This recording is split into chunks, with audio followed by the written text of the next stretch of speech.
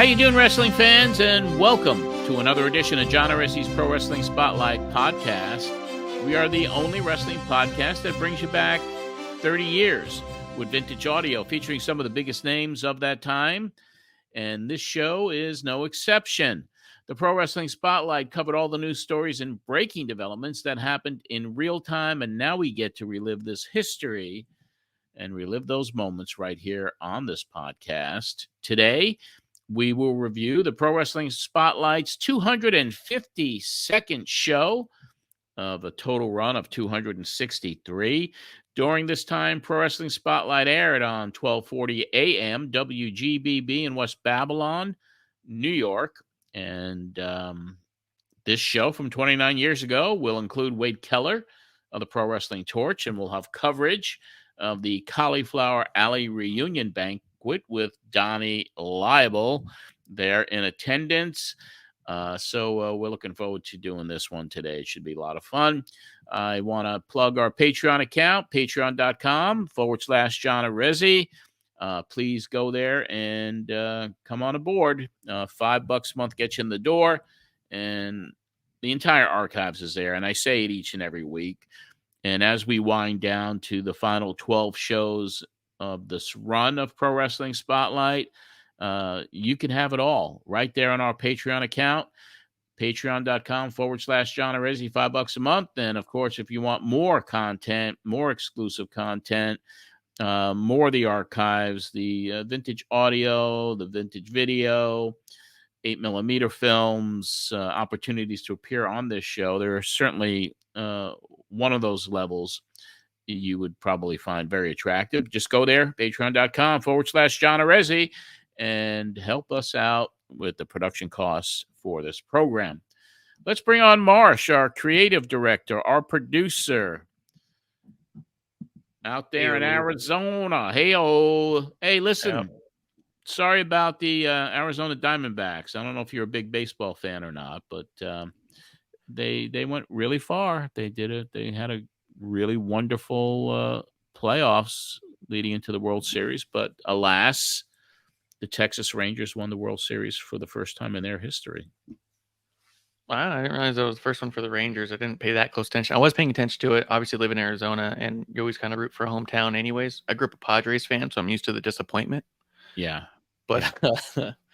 I was a little torn. I know a lot of people are going on and on about how they took the Rangers to the limit. I heard a bunch of people saying. I was like, not really. They won one and then got swept, right? Yeah, they won the one game, and then the Rangers, what a remarkable postseason they had. They didn't lose one game on the road. I mean, they won every one of their road games. It was incredible.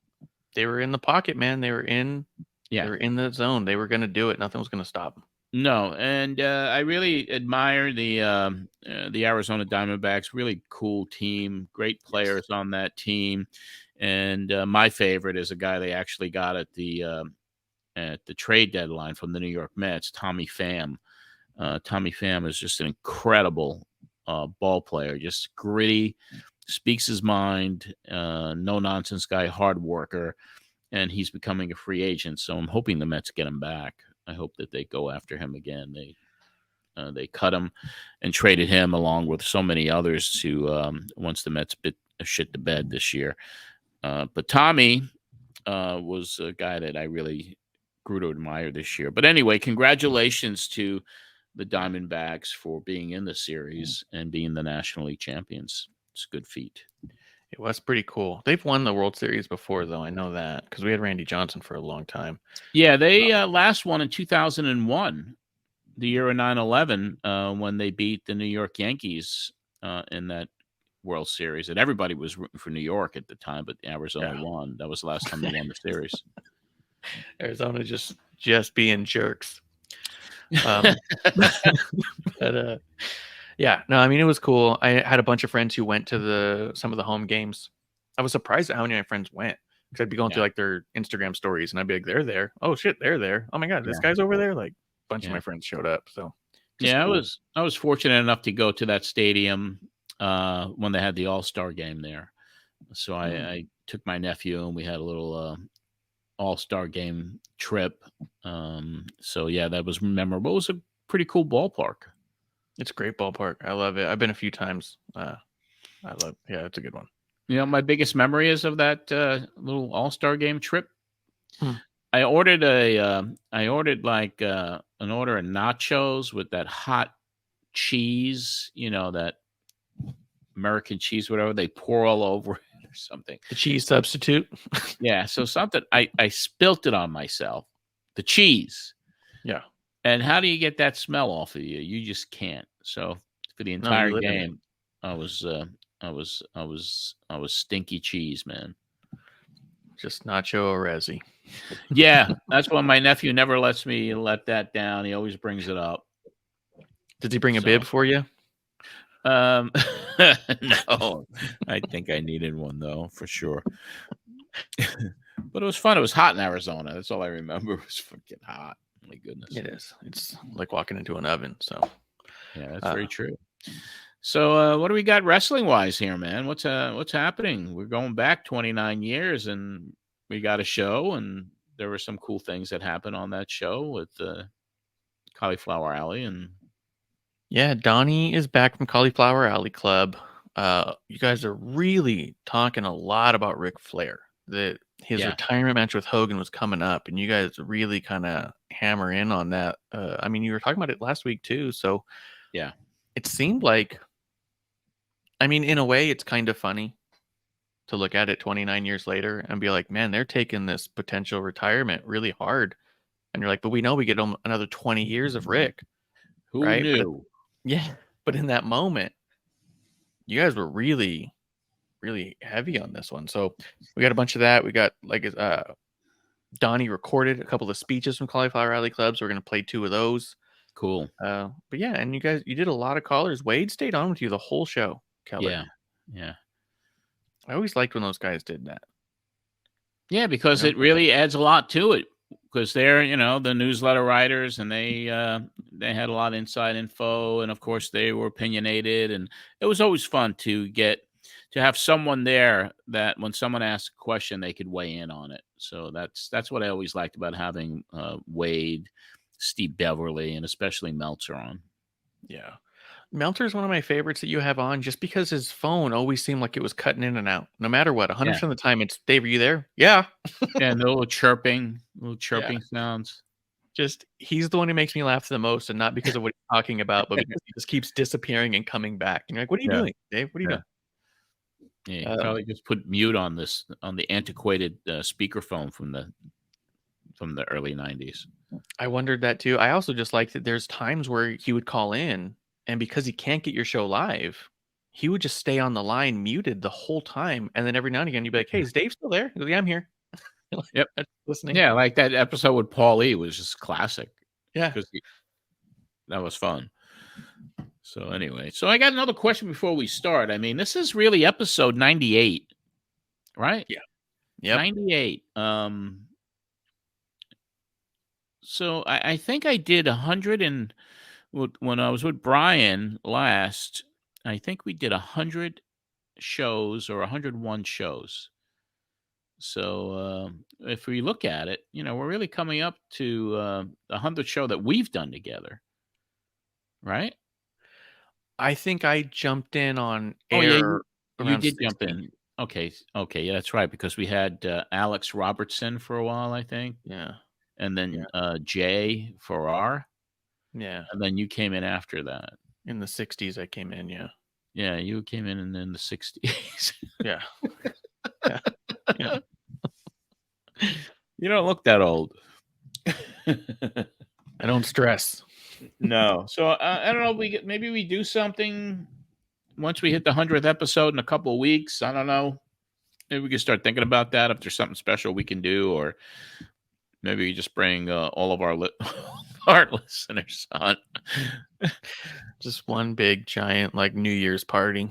Yay! That would be so much fun. But yeah, because next week it'll be the 99th one, and that's Bruno and Meltzer, your favorite Meltzer. Mm-hmm. Yeah. And then the 100th show is actually would be the one we cover from November the 6th, 94. Sabu's injury. Two Cold Scorpio, Paulie, Cactus. Yeah, so we got some cool stuff coming up. What episode is Scholar back? Scholar is actually back.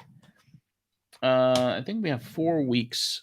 The 11/13/94 show, Scholar, and then Tammy Fitch is on that show. Chris Candido and Meltzer again. So about 4 episodes out. Okay. Yeah. Because in this one, you guys are talking about how that WCW AAA show is coming up, like this weekend. It did open up with you. You had a flu the week before, so you played the best of Weekend of Champions '91. That is right. I was not on the air. I had the flu. Yeah. Or so I say. Yeah. Do you think you were? I mean, you said you were listening at home. Yeah, I probably was sick. Oh.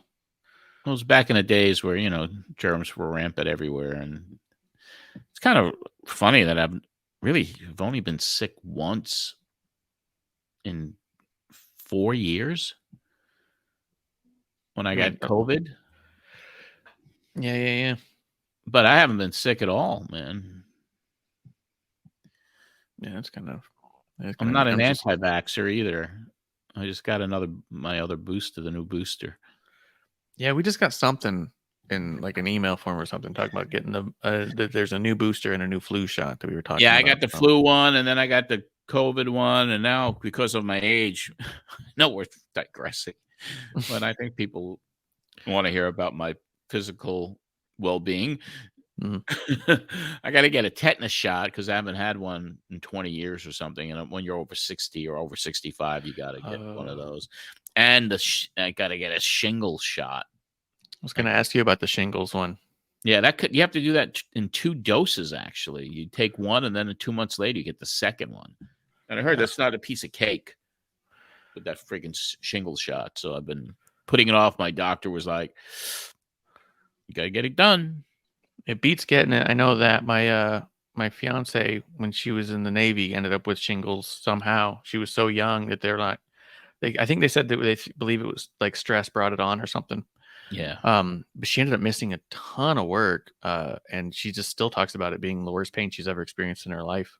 Yeah. My doc said, you don't want to get shingles. No. Yeah. She said that And then, matter of fact, when she saw a commercial for the shingles shot, she goes, I'm getting it. I don't want to do it. And then they're like, we don't give it to anybody under like 55 or something like that. Right. Right. But I got it once. I hated it. Yeah. So. You have to be over 50, I think. Yeah. Yep. So it beats getting it. That's for sure. Yes, I agree. Oh. All right. Let's talk wrestling now. Thank you. That was your John Arezzi physical well-being update brought to you by Dr. Maribel in Franklin, Tennessee. There you go. Nice little shout out for anybody who needs a good doctor. Hey, I've had the guy for 23 years since I moved here. Cool. Same doc. That's good. That's good. You do talk about in this one, you bring up Dennis Coralluzzo putting on the NWA tournament on November 19th, and that shortly after NWA announced that, ECW decided they're going to be running a show the same night. Mm-hmm. You dig into that a little bit later on with Wade, so we don't need to dig into it too much here. But clearly this was because Paul hates Dennis. Yeah. Paul hates Dennis. Exactly. Do you remember the NWA tournament at all? The one that Dennis did? Like not the screw job, obviously. Not the screw job, but the one that happened after. Vaguely, or not at all. Yeah. I had a feeling. I don't know if I was there. Did I say I was going there, or I was going to ECW? No. What was I doing? You didn't say, but there was no doubt in my mind you were going to ECW. Yeah. Didn't I have a bus? Another attempt at a bus trip too, didn't I? You were trying to get a bus trip together for a different Coralluzzo show. Okay. You talk about that. Let me see. Because the Coralluzzo convention being run by Fiero. Yeah. You talk about how you're going to try and make a bus trip available for people. I don't know if that meant that you were going to be on it or not. Did you ever send buses without you? No. Okay. So if the Coralluzzo convention is not on the same day as the ECW show, I could have seen that. Mm-hmm. Yeah. So. Yeah. The Wars of the Indies. Coralluzzo, and that was the other thing too. ECW. When you tease that you're going to talk to Wade Keller about NWA and ECW, you talk about, let's talk about the independent scene, and then you bring up NWA, and then you made mention of how weird it felt to refer to NWA as an independent promotion at this point. Yeah. Like that it's in that same category as the smaller things because it was small. It was like nothing. Yep. But this is Donny Laible coming on with Donny. a little news capsule. Okay. To let us know what happened this week, 29 years ago.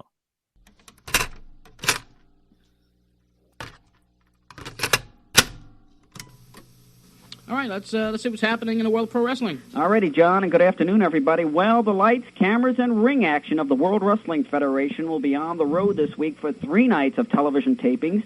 Now, on Monday and Tuesday, the promotion will be in Burlington, Vermont for Monday Night Raw and Superstars matches. And on Tuesday, moving west to Albany, New York's Knickerbocker Arena, Wrestling Challenge shows will be shot. And according to informed sources, it's a lock for WrestleMania 11 to be held in Hartford, Connecticut Civic Center on April the 2nd. Well, this coming Friday evening, one of the most talked-of matches in Canada in many years is set to take place in Montreal's famed but soon-to-be-demolished Forum. A legit sellout is expected for Jacques Rougeau's retirement match opposite his former tag partner and fellow Quebecer, Pierre. Now, many of the region's mat greats of years ago, such as Killer Kowalski and Edouard Carpentier, are expected to be on hand at ringside for the match. The Rougeau family, including Jacques' 2 children and wife, his father Jacques Sr., himself a former local wrestling legend, and his 2 brothers, both who are former wrestlers, Armand and Raymond, will be in the Forum. Currently, the former Intercontinental Champion, then billed as the Mountie, hosts a morning radio show in Montreal and operates a gym. Well, Todd Pettengill, co-host of the various WWF TV shows, who along with Scott Shannon, the WPLJ-FM radio duo, recently were tabbed by Billboard magazine as the top radio personalities for 1994. Now, there's a bit of wrestling history behind Shannon and Jerry the King Lawler. They were classmates in college and worked in radio together in Memphis back in 1971. Turning to Smoky Mountain Wrestling news, Bryant Anderson, a rookie and the son of ring legend Ole Anderson, is the promotion's new TV titleist.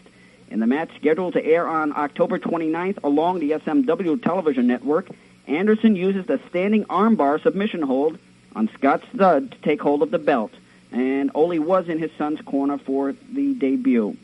Some of the key matchups are shaping up for the Thanksgiving Thunder Tour presented by SMW. Announced thus far, Bob Armstrong versus Abdullah the Butcher, with the stipulations being if Bob wins, Cornette has to kiss Bob's feet in the middle of the ring. Now, should Abby be the victor, Armstrong would be expelled from SMW and unable to reclaim the commissionership post he has held in the past. Also expect Cactus Jack and Brian Lee to work the show as the tag team. That'll be a couple shows. Plus, in a no time limit contest, Brian Anderson and Tracy Smothers will start their feud. This Wednesday, 2 new tag combos are expected to be part of the 2-week-long New Japan Pro Wrestling Tour. Ron Simmons and the Barbarian, along with Lord Steven Regal and former Beverly brother Mike Enos, are expected to be on the tour. Of course, next Sunday in Detroit, WCW kicks off the first of 3 pay-per-views in a month. Halloween Havoc has Hogan and Flair on top. 2 weeks later from L.A. is the AAA IWC pay show on November the 6th. Then 2.5 weeks after that, it's the Survivor Series on Thanksgiving Eve from San Antonio with Bret Hart versus Bob Backlund in the main event. In wrestling history, it was in 1987, 7 years ago this week, Abdullah the Butcher lost to Bruiser Brody in a cage match presented by WCCW in Arlington, Texas. Out west in San Diego, California, in WWF action, the British Bulldogs defeated Nikolai Volkov and the Iron Sheik. And in the Central States region, Ronnie Garvin pinned the Warlord in NWA competition. For the Pro Wrestling Spotlight, I'm Donny Laible reporting. Capsule time, 1:14. Very concise. Yeah. I like that he's clearly written it out. Yeah. I was thinking of something as Don was doing the capsule. I really loved the idea of the WWF at the time doing Survivor Series the night before Thanksgiving. It was always kind of a tradition, and it was something to look forward to as, you know, you're preparing your meal for the next day for Thanksgiving. And I would love to see them go back to that. I mean, of course they won't, but that was kind of a cool thing because it was like night before Thanksgiving every year, Survivor Series. I always thought it was great, and I always felt like that Survivor Series was the most casual, fan-friendly show because it was just a parade of stars and champions, right? And Yep. It was the kind of thing that you could watch with your family who doesn't watch wrestling. Right. You know what I mean? Yep. Yeah, it was always a great tradition, and I don't know when they decided that they were going to shake it up, but yeah, I miss that. I really do. And from the report, obviously, in the next episode, it's the day of the Flair Hogan. So I'm going to reach out to Tim Hornbaker and see if he would do next week or the week after, so we could kind of go over Flair's career. Yeah, with him. Absolutely. That book is phenomenal, by the way, that he has out. It's The Last Real World Champion, and it's doing very well. And it's a very comprehensive look, and even Flair liked it, which was cool. Yeah. Has Flair been pretty critical of other biographies on him? How many have there been? I know the WWF didn't. They had a book, right? Yeah, he did one with Charlotte. Yeah. But this one, was like very comprehensive, really not a lot of editorializing, just really facts about his entire run, which was great. And now, obviously with him in the AEW, I'm just fearful that, he's either going to team with Sting or wrestle Sting, turn on him. And I'm not looking forward to that, but I think that's where it's heading. And here's the unnerving part too: is they announced today that they've signed him to a multi-year deal. Oh, did they? Yeah, they announced that, and they put out a little press release because he's got this Woo energy drink, and I'll let people look that up. But what's unnerving to me is that he's there for multi-year deal. He's apparently showed back up, right? Storyline wise, kayfabe was because Sting has announced his retirement this year. Yes. He's on the final run. So he goes, I'm going to stay with you for the final run. Well, now we know that after those 3, 4, 5, 6 months, whatever it is, he's staying for another several years. So what is this? Has to transition into something, right? Is he going to start randomly managing people? Is he going to get back in the ring? Is he just an ambassador? Who knows? Is he going to promote the Ric Flair drip? The THC. Oh yeah. He's got that deal with the same people that do Mike Tyson's. Yeah. And they're actually appearing together November 11th at the Sports Card Expo in Toronto, Canada. So they'll be there together, Tyson and Flair. John Gibbons will be there. He's Toronto Blue Jay legend. So it should be interesting. I told Gibby, I was like, listen, go, make sure you say hello to Tyson and the Nature Boy while you're there. And there's like tons of historic Blue Jays and baseball players from different eras, and mostly hockey celebrities. I mean, because hockey is so big, obviously, up there. Yeah. But November 11th, if you have nothing to do, I mean, check it out. Meet Flair, Mike Tyson, and John Gibbons. That's awesome. That's crazy. You said November 11th? November 11th, coming up. Huh. So this show will drop November 9th for the general public. So you still have a couple of days to go out there and check it out. Take a trip up to Canada if you're in the States. Yeah. What's crazy is Medusa's going to be out in Canada during that time, but I don't know if she's going to be at that convention. I think she's going to be a different one. Maybe she will be. No, she wasn't on the. She wasn't on the list. I didn't see her name at all. So she's in Canada for completely other reason. Yeah. Well, she's everywhere. That one. Yeah, I'll have to look up and see which city, because maybe she'll. Her and Flair have a good time together when they're in the same town. So yeah. But yeah, no, I thought that was the whole capsule. I thought was really good. A lot going on. Jacques Rougeau and Johnny Polo. Yep. On their final stuff. You're trying to get Jacques Rougeau to come onto the show to talk about. I don't think that happened. I don't think so either. I think that when I look at some of the stuff too that you said, "Oh, I want to get this guy, I want to get this one, I'm trying to get this one," and then you see who you actually got. Yeah. I don't think you were like pressing real hard for some of these. You know what I mean? Yeah, you try, and sometimes with me, I was like, if I don't hear back from somebody after one call, or I'm not going to hound them. Yeah, right. And then plus you had plenty of people coming on who were, actively doing stuff that you were excited about. Yeah, yeah, lots of guests coming up for sure. I even see Tommy Dreamer on one of these tapes. That's going to be fun. That would be cool. Young Tommy Dreamer with Mikey Whipwreck. And Mikey was someone who got along real well with Cactus. Yes. Very close friends. Yeah. That would be kind of cool to see if we can get him on, right? Bring him on. And maybe Mikey? even with Sonny Blaze or something, because Sonny trained him. Yeah, I mean, over the early days of ECW. I mean, he's out there. He's probably available to do something. Yeah, let's track him down. I'm into it. Oh. Yeah. And one of your ads before you go into some of this other stuff, you mentioned that Larry Spitz was hospitalized for pneumonia. Yes. That's crazy. I remember listening to that when I uploaded it. Yeah. It's kind of scary. Well, pneumonia's scary, man. Yeah, that's what I mean. I heard that and I was like, sheesh. I was just throwing that out there. That's insane. But Donnie went to the Cauliflower Alley Club.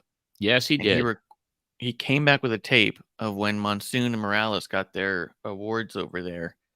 And so I have Morales coming up giving his speech, and Monsoon coming up and giving his speech. But I didn't play everything here because it was almost 10 minutes worth of audio. Yeah. It was a little rough to hear at times. Yeah. But I mean, everyone could hear it on Patreon. Just go there, patreon.com/John Arezzi. The show's up there in its entirety. So there even is a cameo of Mike Lano on the dais. It's not a lot. It's like, maybe a minute. Yeah. But you could check that out on Patreon. And, I guess we're going to focus on Monsoon and Morales because those were kind of the big inductees. Yeah. He didn't bring the other stuff. He did mention that Tony Lanza didn't end up showing up, which that was interesting. The photographer guy, right? Yeah. But yeah, this was also just kind of cool to hear. Having been to the one CAC that I went to, you see some of these speeches and you wish more people had a chance to hear it or see it, or it was posted somewhere. So the fact that this resurfaces all these years later, it's pretty cool. It is cool just to have it. And those were kind of so legendary, those two guys in the history of the WWF. But I'd like to take this opportunity on behalf of the wrestling world to present this to Pedro Morales.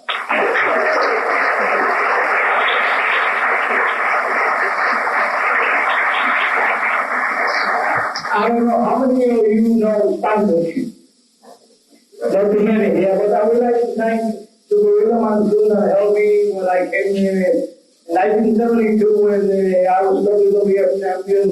And I traveled 26 countries and I was very successful, thank God. And I think I have a little angel that helped me, When I came to this country, I don't know the language. I went to California in 1962, Freddie Blackfish took me there, and the promoter said to me, go in that TV and don't worry that you don't know the language. And I still don't know the language because that's the way I make my money.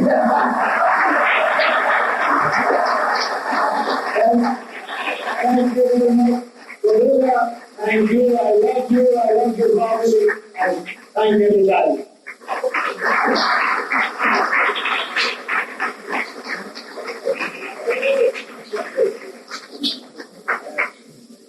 That's it.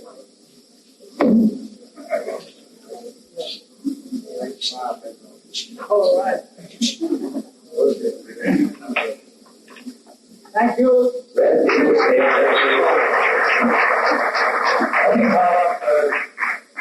CAC Director Sheldon Goldberg is the Boston publisher of the popular marketplace newsletter. For our next presentation, please.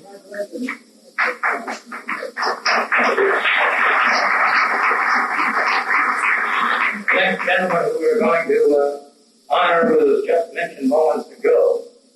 He's a veteran and champion of pro wrestling. The reputation was mighty mean when he was a competitor. And now lives in New Jersey. He's doing ringside color announcing with Vince McMahon's WWF. He's a great member and a great individual. We're certainly very, very sorry about the recent loss to his family. But right now, let's give a round of applause and a great welcome to Gorilla Monsoon.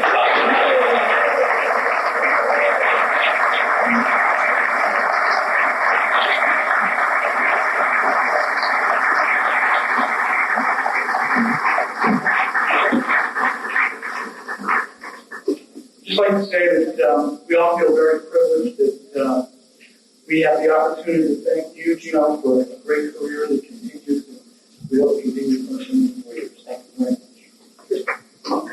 I'd like to just say a few words about Gino. I met him many years ago, and I'm sure you all saw him wrestling a lot. You know, there's a lot that you don't know about him. So every facet there is in the wrestling business. He started out from scratch and wrestling in Ithaca, New York, right? And he's one of the guys that the bad boys walks around. And they cut him a pretty wide swath, whether it was in the ring, in the gym, wherever it was. But also he's got a brilliant career as an announcer, and he also did steal a lot of my stuff. Guys, thank you very much for those very kind words. I want to thank this esteemed organization for this honor here tonight. Certainly it's a pleasure to be in the company of such great superstars and yesteryear, the upcoming stars, part of the new generation, these lovely ladies that were up here only moments ago, and to be able to sit in the same room with the likes of Lou Bez and Walter Kowalski and Carl Von Hess, Bert Gott, Arnold Scoble, Jackie Nichols, the Red Man himself here, and so many others who in our generation was a tremendous attribute to know the difference between a wrist lock and a wristwatch. I am deeply honored tonight, and I thank you all for this tremendous display of affection that I've had since I walked in this building tonight. It's people like you who make it worthwhile to be part of this profession. People like Killer Kowalski who devoted their entire life to this tremendous, tremendous profession. And people like Pedro Morales who, even though he doesn't know the counter for a cradle, really doesn't have. I could go on and tell you stories for hours, but I know our time is limited here, and I just want to thank you from the bottom of my heart for having me here tonight, and bestowing this honor upon me. Thank you very much. That was cool. I did notice Gordon Soley was kind of the first voice. Okay. On there. And Gordon, of course, what a legendary announcer he was. And Morales brought up the point, which was really cool, that he really got his first big break when Freddie Blassie got him in Los Angeles in 1962. So that was something that I didn't even recall, didn't remember till I heard it on the tape when I was uploading it. But Sheldon Goldberg also associated there, who's been such a fixture in New England. And just hearing the voices of Morales, who always had the broken English. He was very charming, though, when he tried to do his interviews. And just what a wonderful guy he was.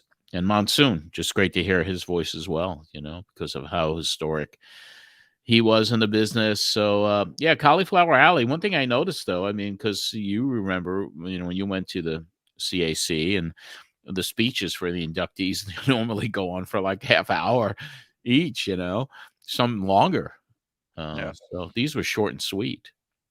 I noticed that too right away. I was like, oh, wow, they're just getting up and getting it done. And I wondered if that was partly to spend more time together, a little less formally. Or maybe it was just not the egos that are there today. I don't know, maybe. Because a lot of those speeches are long. I remember RVD when he did his a couple of years back, and it was like, oh my goodness, just like it didn't end. Yeah, and I know that one of the ones this past year, they gave him a time limit, and he goes, haven't went much longer. They told him that they wanted to keep it a certain amount of time, and he told them that he wasn't going to do that, and then didn't. But well, next year won't be too much, not too far away, really, and I'm going to be able to go to that finally. Because I missed this year because it was my trip to New York, and now they're doing it on August 21st. So I'm definitely going to venture out for the next CAC, and I highly recommend it. It's a great organization. Absolutely. The only thing that kept me this past year was I just couldn't afford the trip. So hopefully this coming up year, things will work out a little bit better in my favor. So, I recommend it too. It's really cool, really neat. You don't know who you're gonna run into at the same time, right? It's just legends and current stars, and just the historians that cover the business, and the fraternity of those folks who attend the CAC. It's really kind of it's not a big group of people. No. But so it's really cool. It's just a worthy organization, and there's not very many places that try to help some of the old timers and some of the current people who may not have health insurance or need some assistance occasionally. Yeah. 2 years ago when I got to go, it was the only time I had ever been. I would have never met Jerry Jarrett if I didn't get to go to the one that I went to and saw him wandering around and went and said hi to him, Yeah, and he missed that night because he was in bed. He fell asleep. So he thought it was the other night. So funny. That's wrestling. Yeah, so good. But yeah, I thought that was really cool. I do like you guys even talk a little bit about it afterwards. Talk about how they kind of talk about the old generation versus the new generation, because obviously WWF was talking about, he was coining the phrase the new generation, Yeah, he was.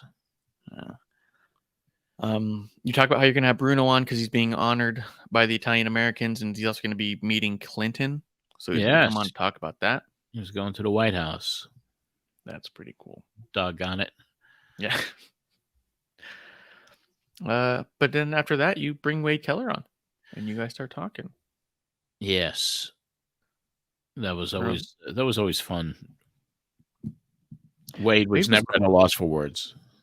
No, and I liked the way he handled a lot of conversation about his opinion versus other things, right? Like there's callers who challenge him that we'll listen to, and he talks about how one thing is his opinion, but other people believe, a different way. Like he's not harsh about it. A lot of people nowadays are like, this is what it is. I think this, and if you don't think that, you're dumb. You know what I mean? Like that's kind of a constant heavy opinions nowadays. And so it was really cool for this to be kind of an open dialogue. Yeah. And so I think we had a lot of well-behaved callers this week again too, didn't we? You only hung up on one person. Yeah. Even think it was fully justified. But let's see. You guys talk about WCW is how you open up, because you guys were very concerned about this Ric Flair thing. Yeah. I guess Ric Flair, they had shown on WCW like a tribute to Ric Flair's career. I mean, the whole idea is the match is supposed to be like, who's going to retire, Rick or Hogan? And then like right before the match, they're like, here's a tribute to Ric Flair's career, because it's surely going to be over next week. Right. Yeah. There's no, they don't leave much of the imagination. No, they were giving it away from the get-go as soon as they did it, because they'd also just announced that they signed Hogan to like a multi-year deal. And then they're like putting him in this match, and you're like, well, there you go. Woo! Yeah, exactly. Especially yesterday's WCW Saturday Night program. I don't know if you had an opportunity to see the tribute to Ric Flair. That's the one thing I still haven't seen yet, but I have heard a lot of good things about it.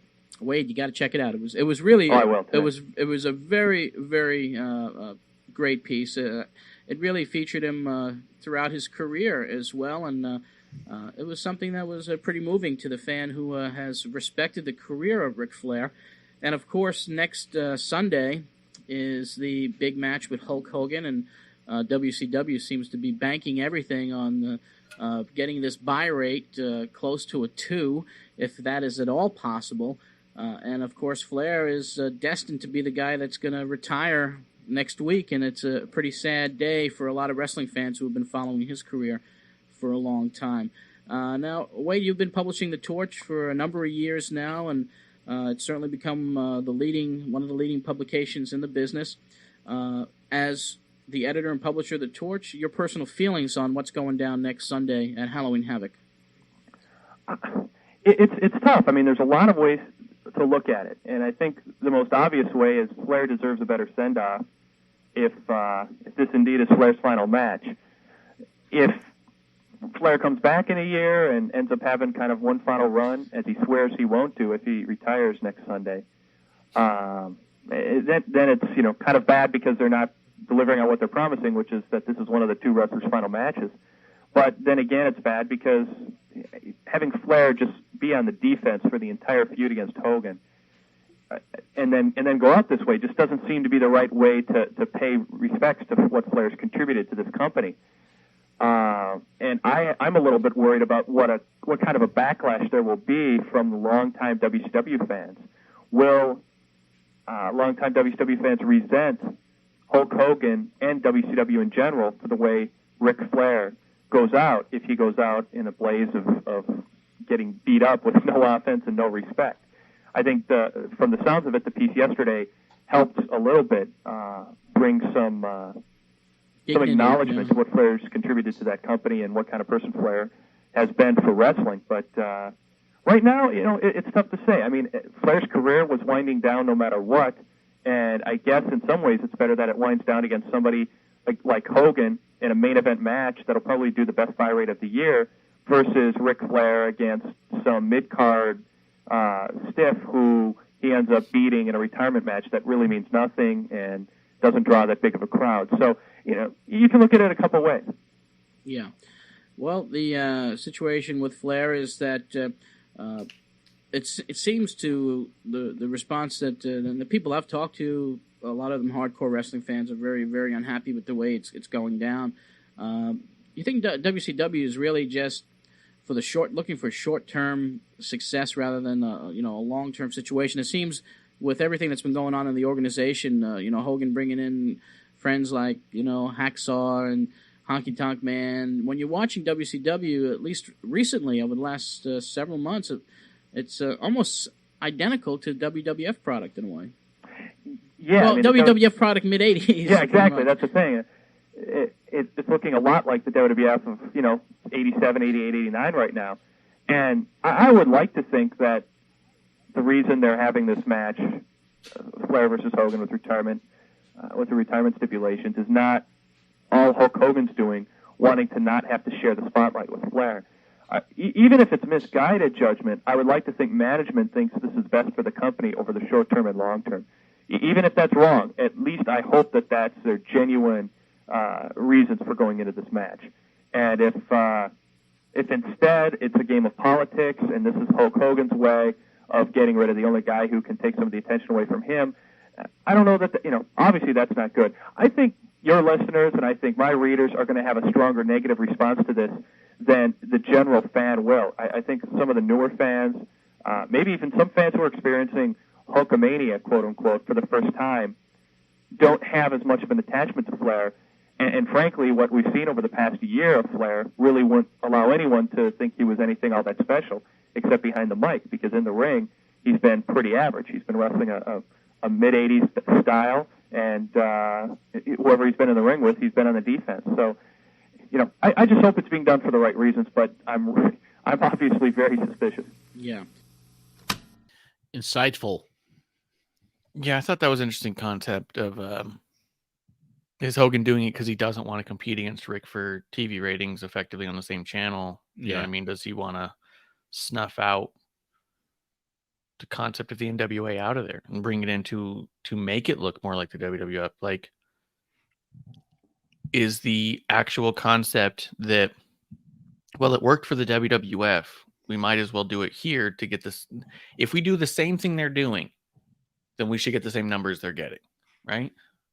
Yeah, that's kind of the thing. But, in the reality, Hogan just wanted to load the lineup with his buddies. Yes. I mean, he did that. He was notorious for that, especially during the Attitude Era, too. my goodness. Yeah. Yeah. And I also think that no one jumps ship for a like product. You know what I mean? Like if you are been watching WWF every week, Yeah. you don't find out WCW is doing the same thing that WWF was doing and say, I'll go watch that. Yeah, that's crazy. That's watered down BS, and everyone should have their own identity, and it should be an alternative to that mainstream WWF stuff. I mean, just repeating it and bringing the same performers in, the buddies, the cronyism that was taking place and continued to take place every stop along the way in Hogan's career. Yeah. He wielded a lot of power all the time. Yeah, and you had mentioned at this point you'd already heard that he had creative control in WCW. Yeah, he was already doing that as well. Couldn't get really, I mean, it just his whole career has been like he's an icon, and he, WrestleMania won, and the way he brought it into the mainstream with McMahon's, marketing genius, and the timing was good, all of it. I mean, it was a great era, but he was one to scratch a lot of backs of his buddies. And I've been wanted to comment too, since we were on the topic of Flair and the AEW thing as well. This Woo energy drink, I mean, it seems like this deal with AEW is really centered around Woo energy drink as well. I mean, they're going to be the official energy drink of AEW. They're going to have product placement in AEW. It'll be in the locker rooms. And the press release was it was almost 50% promoting Flair and 50% promoting the energy drink. So it leads me to believe, purely speculation on my part, that the brand and the company that owns Woo energy drink, maybe there's a deal there, which included Flair. So maybe Tony's not footing the entire bill.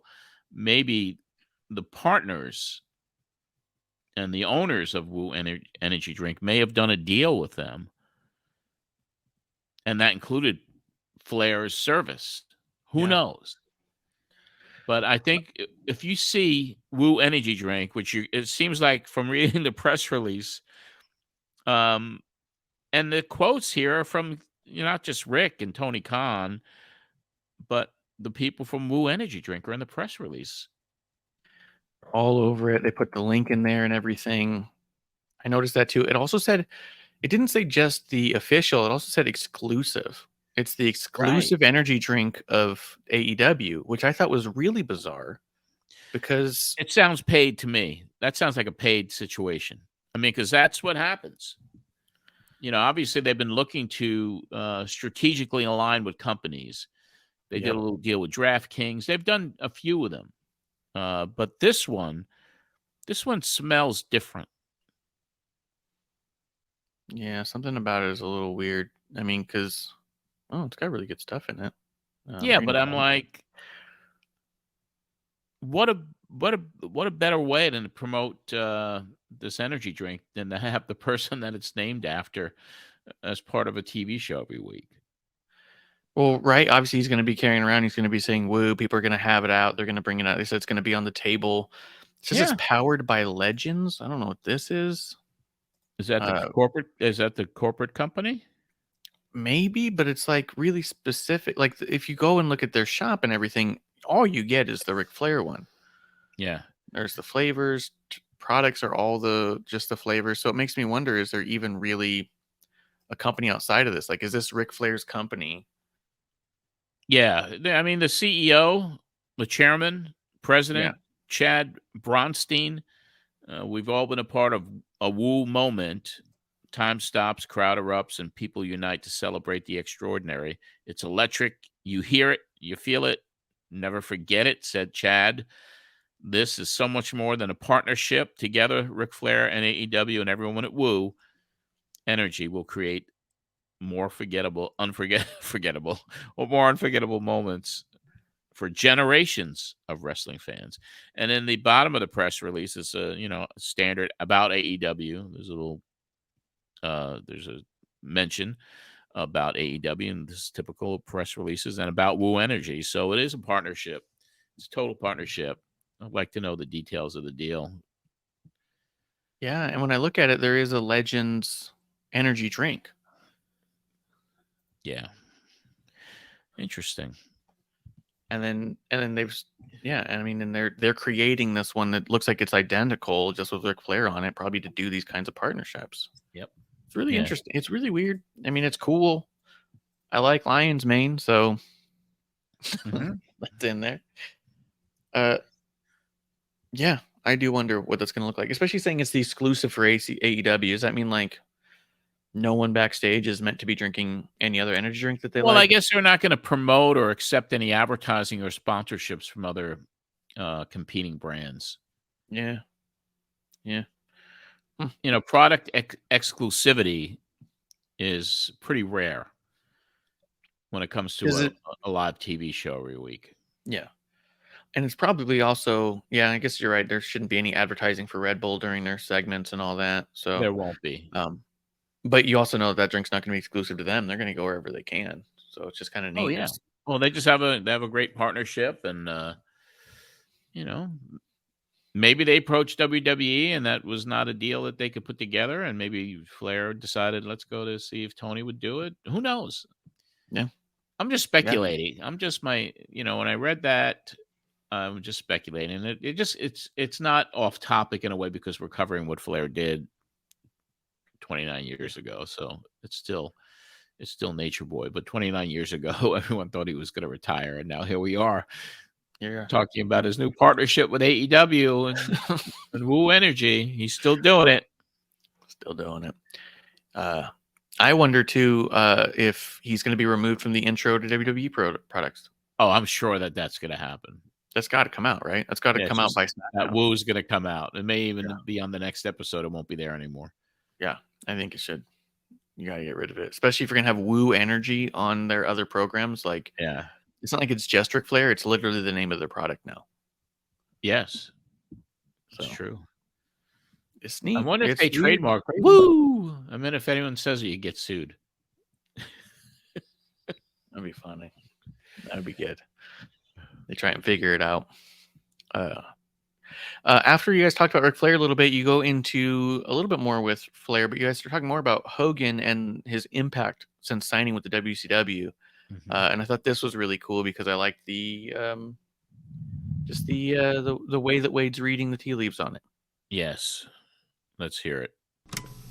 Now the ratings that WCW has garnered over the last several weeks, the Clash did a very good rating. But I understand that even last week's live main event special wasn't anything spectacular. It was like was it a 2 or a pretty average rating? The TV ratings have been very typical of what it was before Hogan came, and I think that should concern WCW. I don't know if it should concern them because that means that had Hogan not been here, they would be a lot lower, or if it should concern them because Hogan's had no impact. I'm not sure, but it does. It surprises me. I mean, I really thought Hogan would do more for the ratings after seeing some early signs that he was going to have some impact. A month before he came, I went on record saying he doesn't mean anything to the general public and he's not going to help. But then I changed my mind after some of the early ratings, especially with the pay-per-view of his July show and then the Clash. But right now, he really hasn't had a major impact on the mainstream fans, and he really hasn't added to WCW's audience, and that's something that should concern everyone, Hulk Hogan, WCW alike, because without Flair, if ratings then go down and all Hulk Hogan has is a rehash of his old feuds against Earthquake and Warlord and whoever else, WCW is in some trouble. Yeah. And also, just for this big pay-per-view match next week, they're certainly hoping for a very big buy rate. Perhaps they're hoping for the biggest one they've done as WCW, which is a possibility. But really, as far as the mainstream publicity on this retirement match, I haven't really seen anything out there compared to Hogan when he first came in and had that first match with Flair. This is a career versus career match. And then again, the mainstream press hasn't picked up on it. There hasn't been any TV shows like Jay Leno or anyone else bringing Hogan or Flair on to even talk about it. So as far as those peripheral people that would order this pay-per-view, it doesn't seem like the publicity is there for them to order this match. Yeah, I think word of mouth hopefully has something. I mean, I've heard just mentions of it on different sports talk shows in this town, but nothing overwhelming. I mean, the idea that it's kind of weird. I think when people talk about a Hogan versus Flair retirement match, I think the fringe fans who they would attract with the Jay Leno appearance are saying to themselves, "You mean they're both still wrestling?" And I mean, I think most people think both guys should be retired by now, and it should be a new generation of wrestlers that should be attracting their attention. And so maybe this retirement match seems like, to the mainstream fan, that, geez, both guys should be retired by now because they seem to have been around so long. Interesting stuff. They definitely both hang it up within the year. Yeah, right. It got to me also because of the power that TBS had, and at the time, I mean, they should have really pursued more mainstream publicity for that. They never really used that leverage in the way they could have back in those days.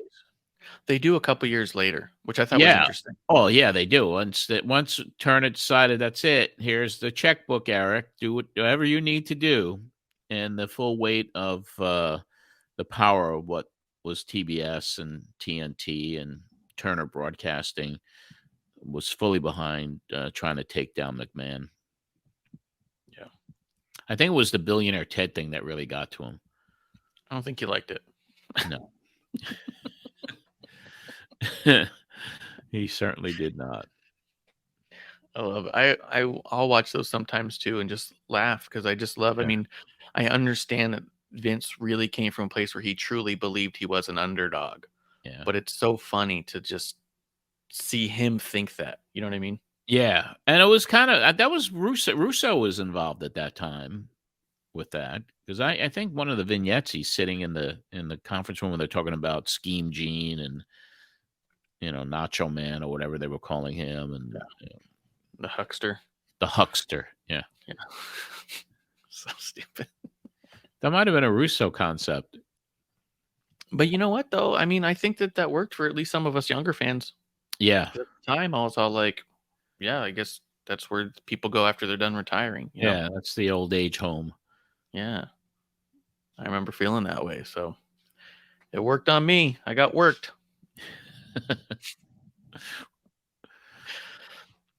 I like you guys have a brief conversation about Doink because I've been chronicling you guys' opinions on Doink from the beginning. Yes. For whatever reason. I have personal stakes in this Doink character. Mm-hmm. And so you guys bring him up again because now he's popping up in ECW. All due respect to you. You did turn around on Doink while he was still in the company. You know what I mean? Like you were like with WWF, yes. Oh yes. Yeah, I thought it was just ridiculous in the beginning. Yeah, but before he left, he'd won you over, and you thought it was a brilliant character. Big time won me over.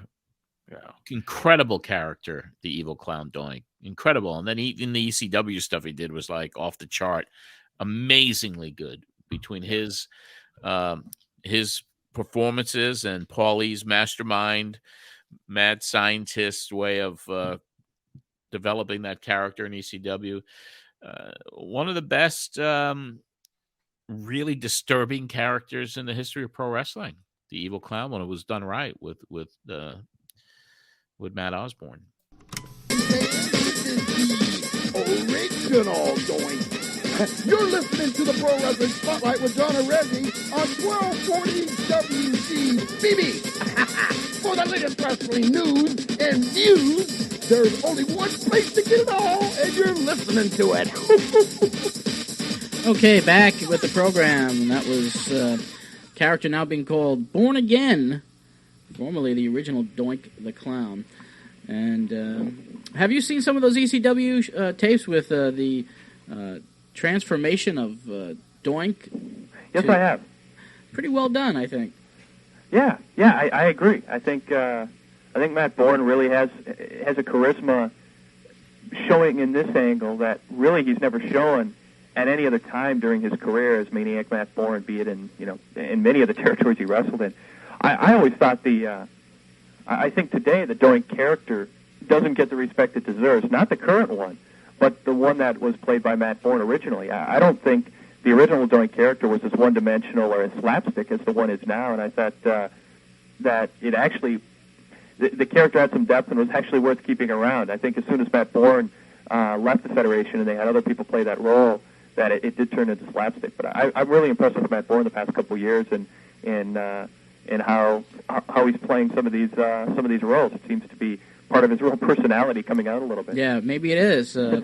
But certainly the character of Doink, who is now in the WWF with Wink, Dink, Pink, and there's like 100 midgets in the WWF now. Which is I think funny. It's kind of ironic that part of, and this is one part of the current angle I don't like, is that the Born Again character is denouncing his role as Doink, and Joey Styles is saying, "Gosh, what a sellout! How could Matt Bourne become a cartoon character and a clown and stuff?" But what's ironic is that at the time he was playing the character, if you watch closely, Matt Bourne playing Doink was really a sophisticated heel. Yeah, the psychology behind the character when he was doing it in WWF was just phenomenal. Yeah, and so to denounce that, I think maybe it's the popular thing to do, but I think deep down the minds behind ECW realize that, and Matt Bourne probably realizes that they should be kind of proud of what the WWF did with Doink originally. Yeah. I think a bad clown, an evil clown, the way Bourne played it, was actually one of the more innovative things done last year. Yes, it was, and it certainly has lost a lot of luster since he's gone from the WWF. Good analytical viewpoint of Matt Osborne Doink. Yeah, but we know Wade was not into Doink when he was there. No. So he even pulled back because he was like, I always Yeah. He didn't always say, but he caught himself, and I thought it was funny. Because he did not like Doink at first. He didn't like Doink the whole time he was there. He was kind of a good riddance kind of a guy, but now he's looking back on it, seeing what happened after it wasn't Bourne, and you can, hindsight it and go, oh wait, this was brilliant. Yeah. Yeah, it lost its luster as soon as the original went, and Phil Apollo became the new Doink, and then all the others that came in, and the Dinks and the whatever. It was just ridiculous. Redonkulous. It was redonkulous. It certainly was. It was a freaking clown show.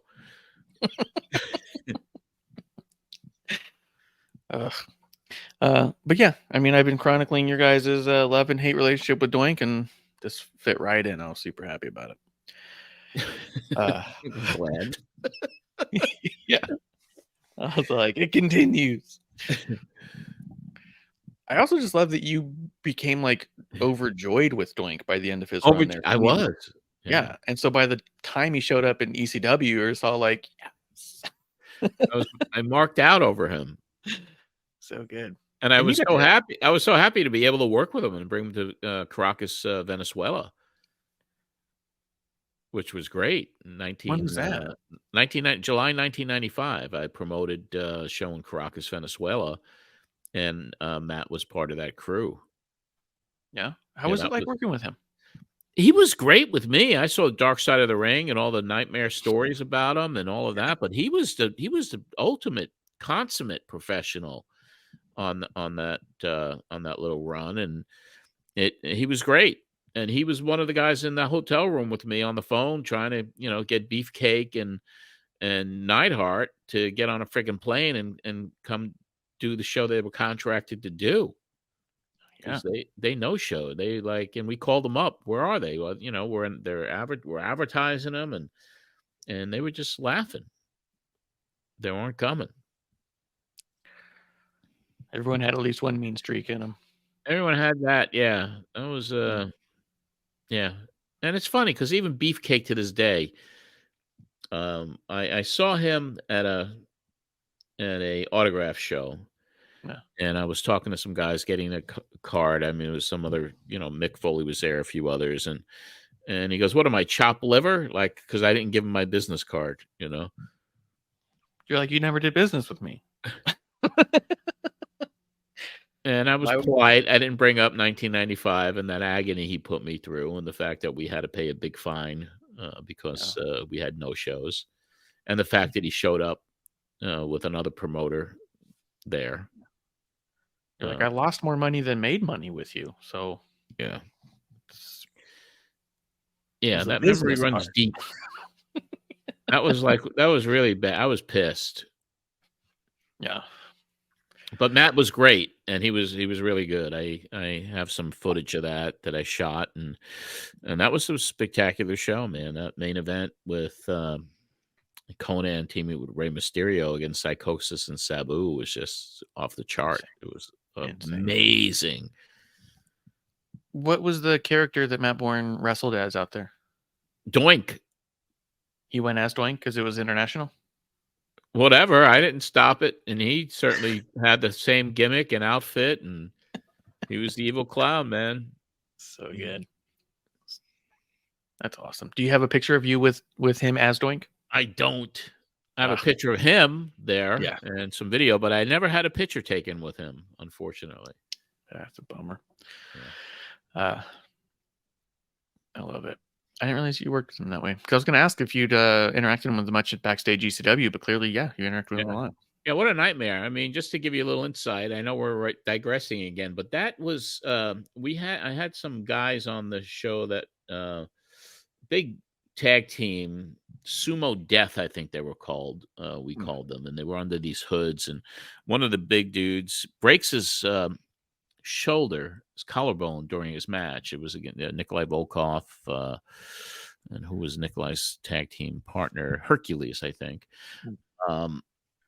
And the funny thing is that the doctor gives him, sets it in place. He goes to the hospital, whatever, and he comes out with the prescription of Percocets, whatever the painkillers were, heavy duty painkillers, and you get the prescription filled. And they give the prescription back to you. So once that was known, everyone started going and taking the same prescription and running to the store to get their painkillers. And I'm like, what are we doing here, guys? And that's where we left Hercules in Venezuela because we couldn't wake him up the next day. He wouldn't come out of his room. And we left him there. I mean, at a certain point, you can only do so much. We tried. Yeah. But it was like everyone. It was everyone going to that pharmacist. It was like a drive-through pharmacist. So you just give them the prescription, they give you your painkillers. It's incredible. Oh, don't forget this. Yeah, take this back. All right. Yeah. Give it to the next guy. That's so crazy. That was the business back then, man. You guys talk a little bit about WCW and AAA, and what Wade thinks the show is going to be like, if it's going to sell well. He says it's really hard to tell, but that he thinks the partnership's going to ultimately be short-lived and that they're not doing much to promote it, and says that he definitely thinks it's going to be something that will become big on the tape trading market with the hardcore fans. Yeah. But he doesn't know that people are going to be really paying to see it right now. I do have the little bit longer clip of Wade weighing in on the criticisms of WCW not promoting it much. Yeah. And I thought that was really... Yeah, I think that's pretty important to bring that up and play that. Interesting thought. WCW obviously hasn't really put full emphasis into promoting the pay-per-view. They have Halloween Havoc to contend with until after next Sunday. They have been running 30-second promos on their shows, which have been hot promos, but it really hasn't done anything to get the concept would accept those fast-moving clips. Nothing to establish the characters or the performers that will be appearing on the show. And I don't think they should. I mean, that's the thing. WCW is getting heat for what they're doing, but the heat they should have is for accepting this deal in the first place, because the timing of it is even more ridiculous. I mean, how do you promote a totally new concept on pay-per-view of which you're going to get a percentage of the profits when it comes 2 weeks after the biggest match arguably the biggest match you have ever promoted? It doesn't make sense for them leading into this Sunday to put any kind of effort taking the focus away from Flair Hogan. That just doesn't make business sense, and there's absolutely no... anybody who criticizes WCW for how they've promoted this card so far isn't looking at the big picture of the fact that it's better business to stay focused on Flair Hogan.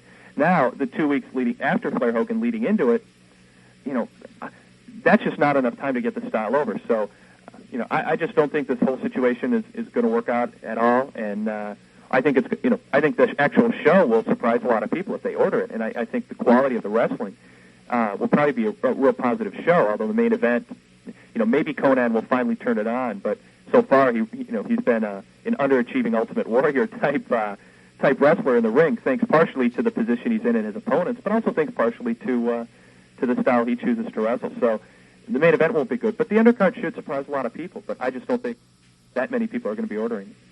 Well, has it been advertised in your particular cable system? I know yesterday when I was talking to Don Laible, yesterday he tried to order it up in Utica, and they said they weren't carrying it. I haven't seen an advertisement yet on my cable system, and that gets into a whole other area. My assumption was that it would be carried by most systems because WCW was distributing it, and that was the main reason AAA hooked up with them or one of the main reasons was so that they could use their connections to get it on pay-per-view.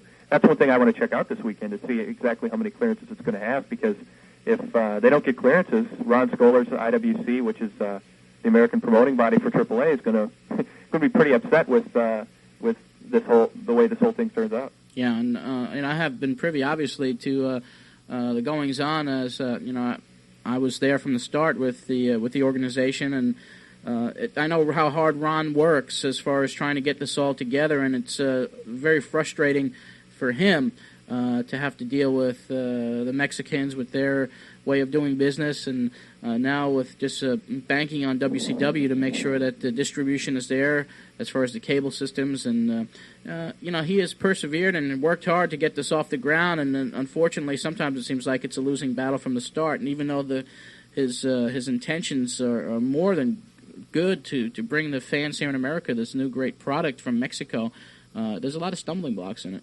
Yeah, I mean, he and his partners took a big risk up front. They saw a product they believed in, and they saw at least a core audience that would support it, and maybe an expanded audience that would eventually support it.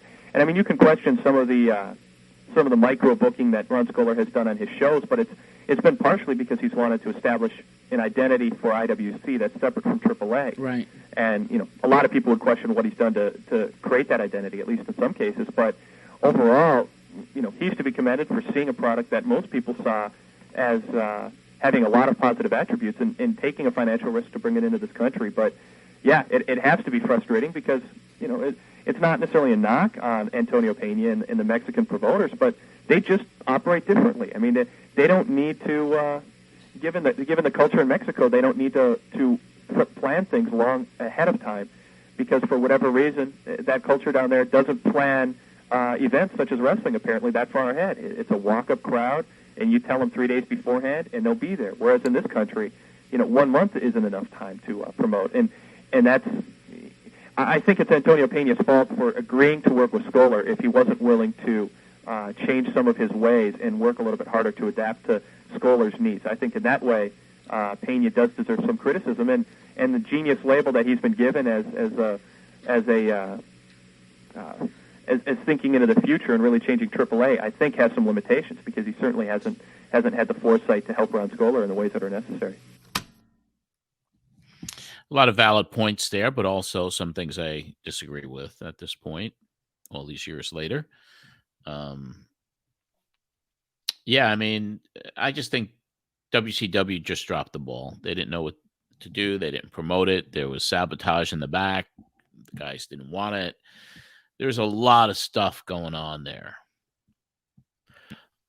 I do think my big takeaway from Wade, as he was being really diplomatic about it, was that the biggest problem and fault here was that they put the show too close to this other giant show. Like, you can't under promote Hogan Flair right for sake of this, but they shouldn't be so close. Like, if you're going to do Hogan Flair now, push that back. It should have been a standalone.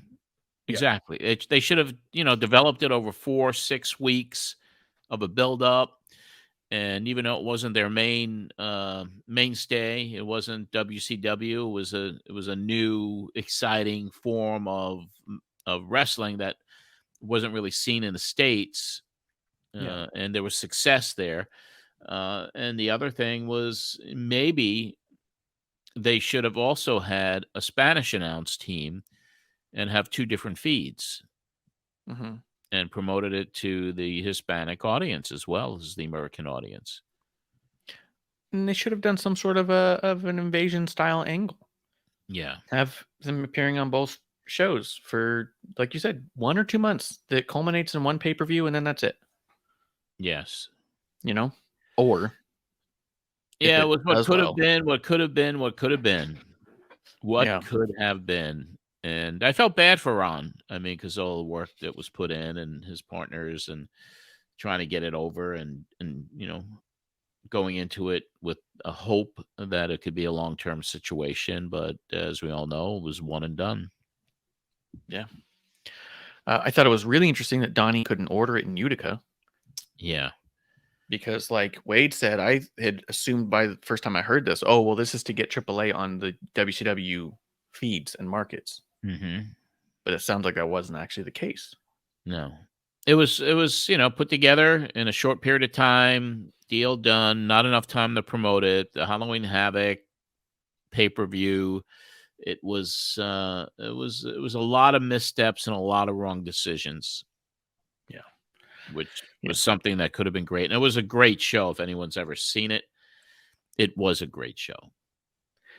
I mean, the proof that it could have been so much more is the fact that the luchadors became so such a staple for Nitro years later. Yeah, that's true. Hoovy and Psychosis and Ray and the others that were brought in.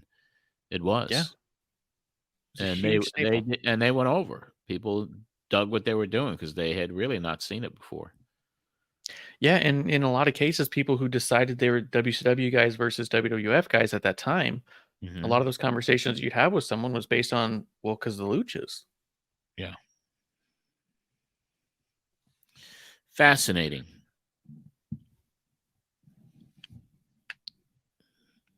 We're gonna have to bring on, I guess Roy Lucier.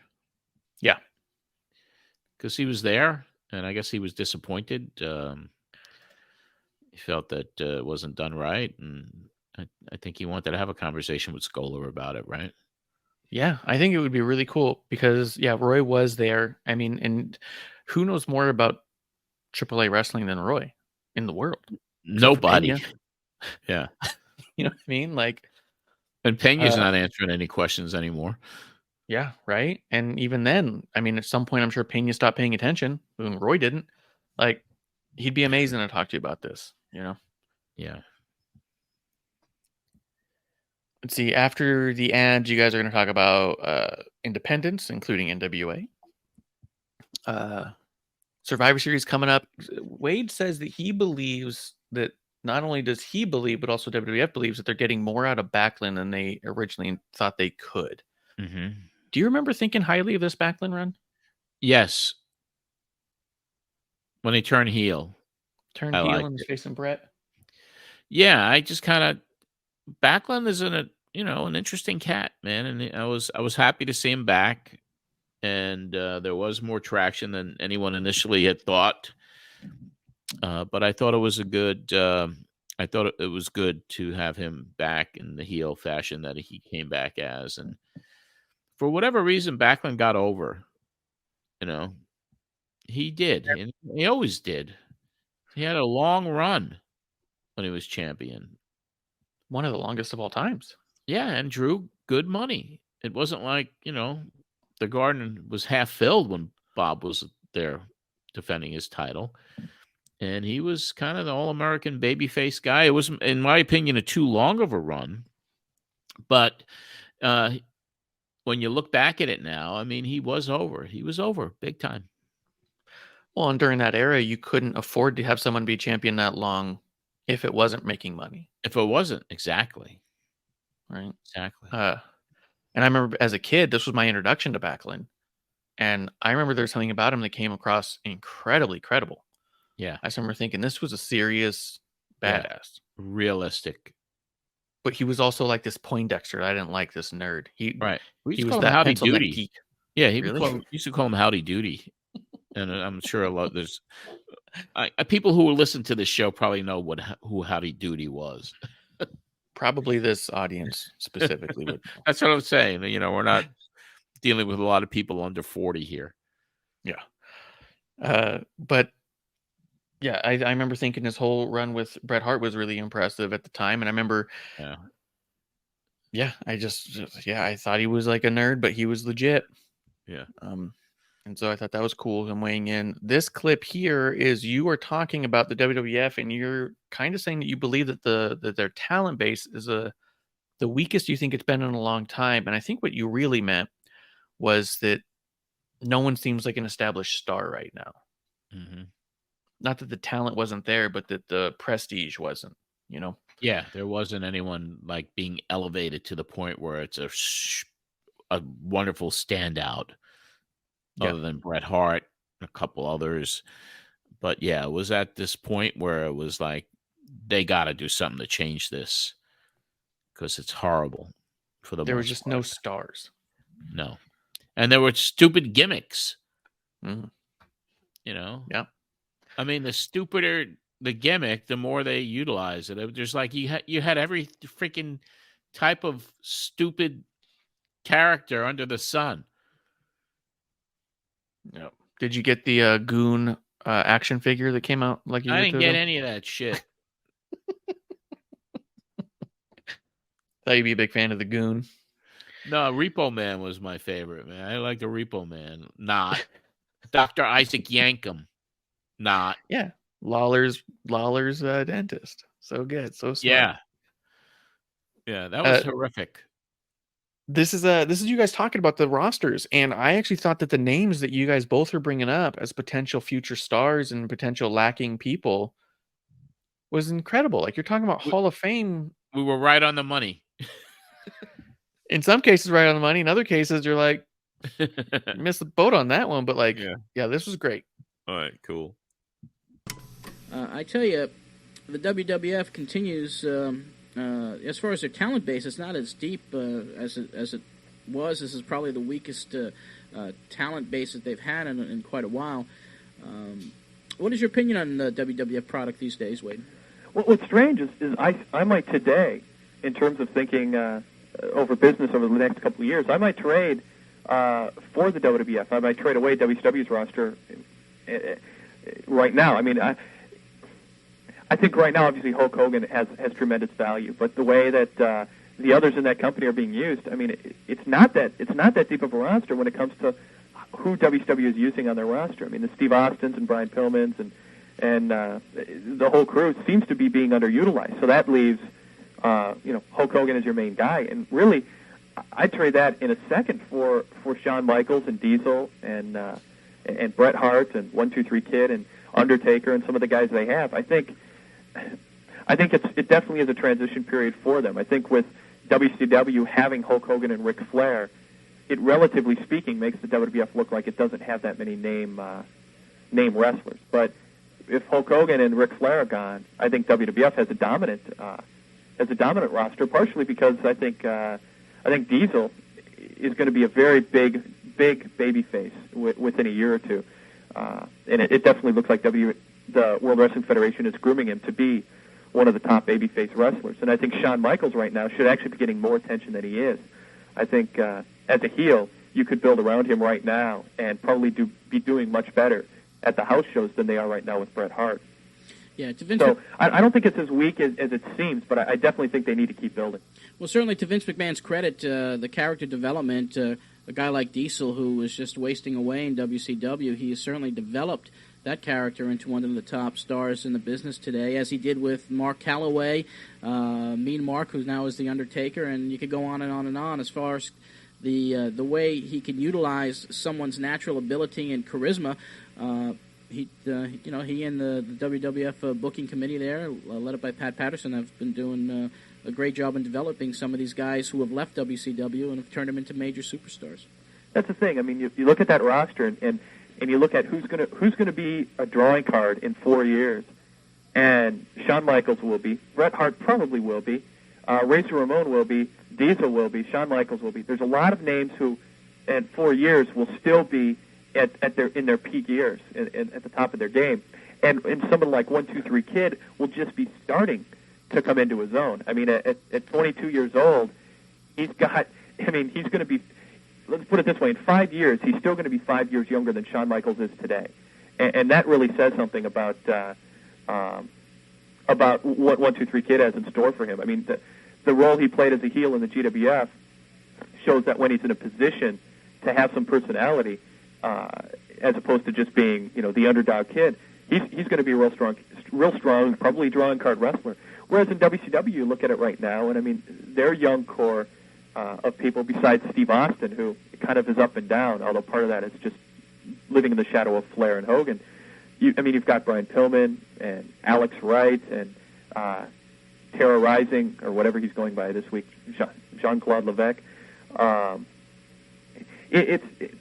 think it's a more iffy crew when you look down a couple years down the line. So it really is a matter for the WWF to just keep the talent they have, the young talent they have. And I think they are building up a certain base of loyalty among that younger crew. I think the investment Vince has put in them, as long as he continues to pay them fairly and keeps everything else running, I think they'll be loyal to him. But, that certainly is not a for sure.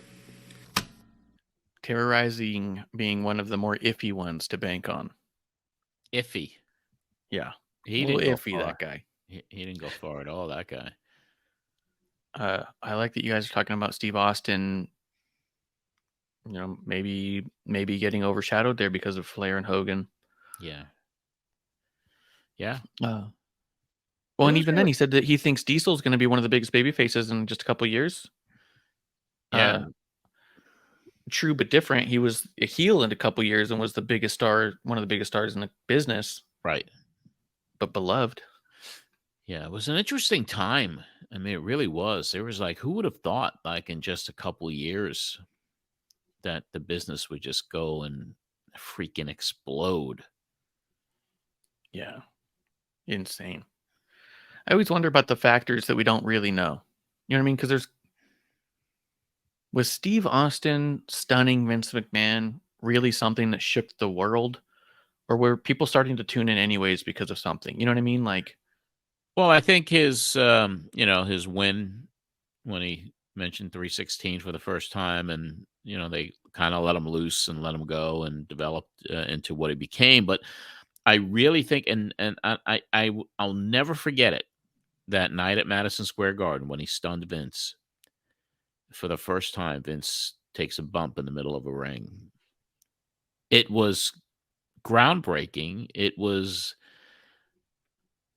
really was kind of lighting this explosive off, and then bam, it just caught on fire. And it was so freaking entertaining and believable. And the fact that McMahon was just getting involved like this, and after the screw job and him turning heel, and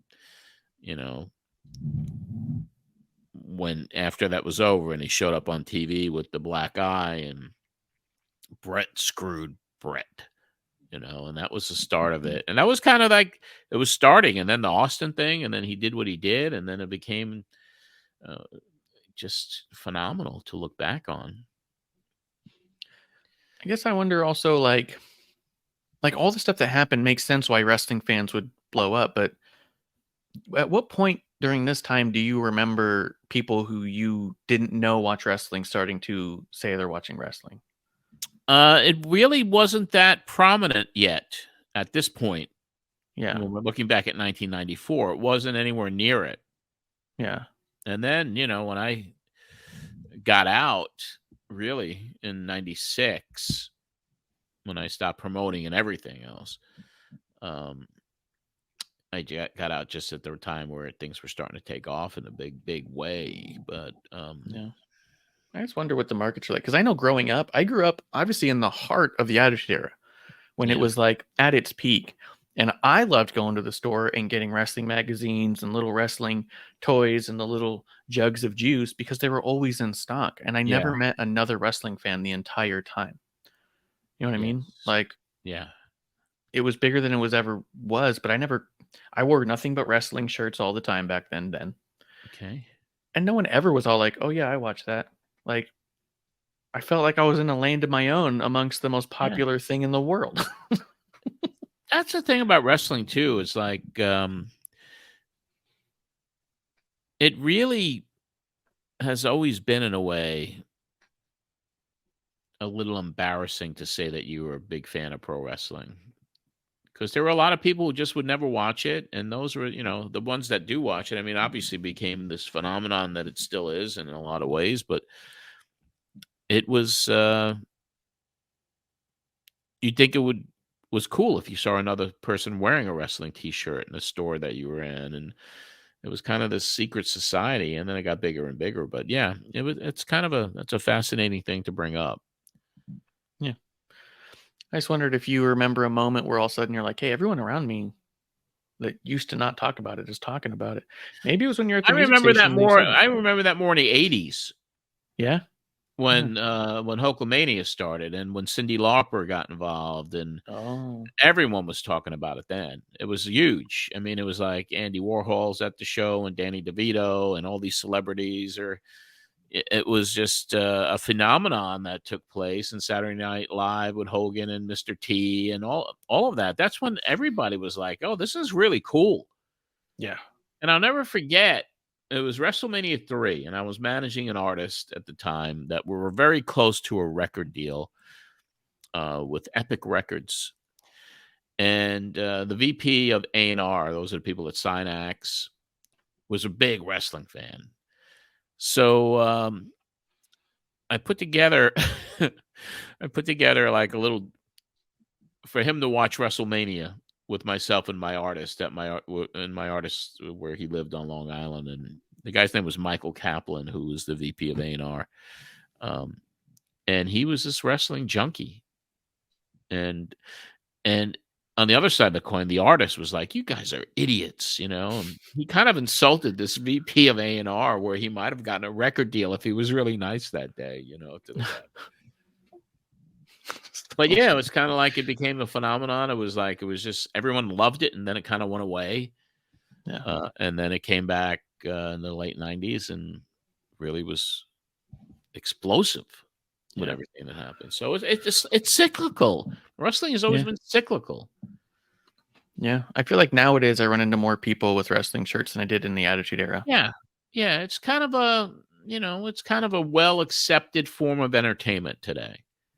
Yeah. As you know, because look at how big it is. Look at, $1 billion acquisition by Emblem. It's like this merger, and it's like bigger than ever. Yeah. But I did think it was neat because you guys didn't mention a single person who didn't become a major, massive star in the Attitude Era that was just around the corner. Yeah.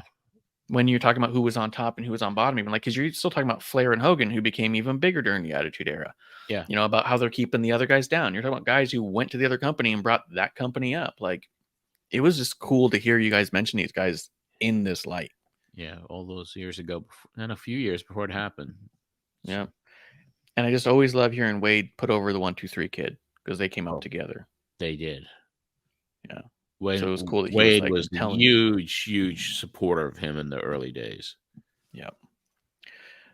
They both have credited each other with getting each other kind of on the map because of the way that he was covering Kid and all that. Well, that's where I first learned about him, was through Pro Wrestling Torch. Yeah. Let's see. So you guys, then you ask Wade specifically about the ECW and NWA shows running on the same night.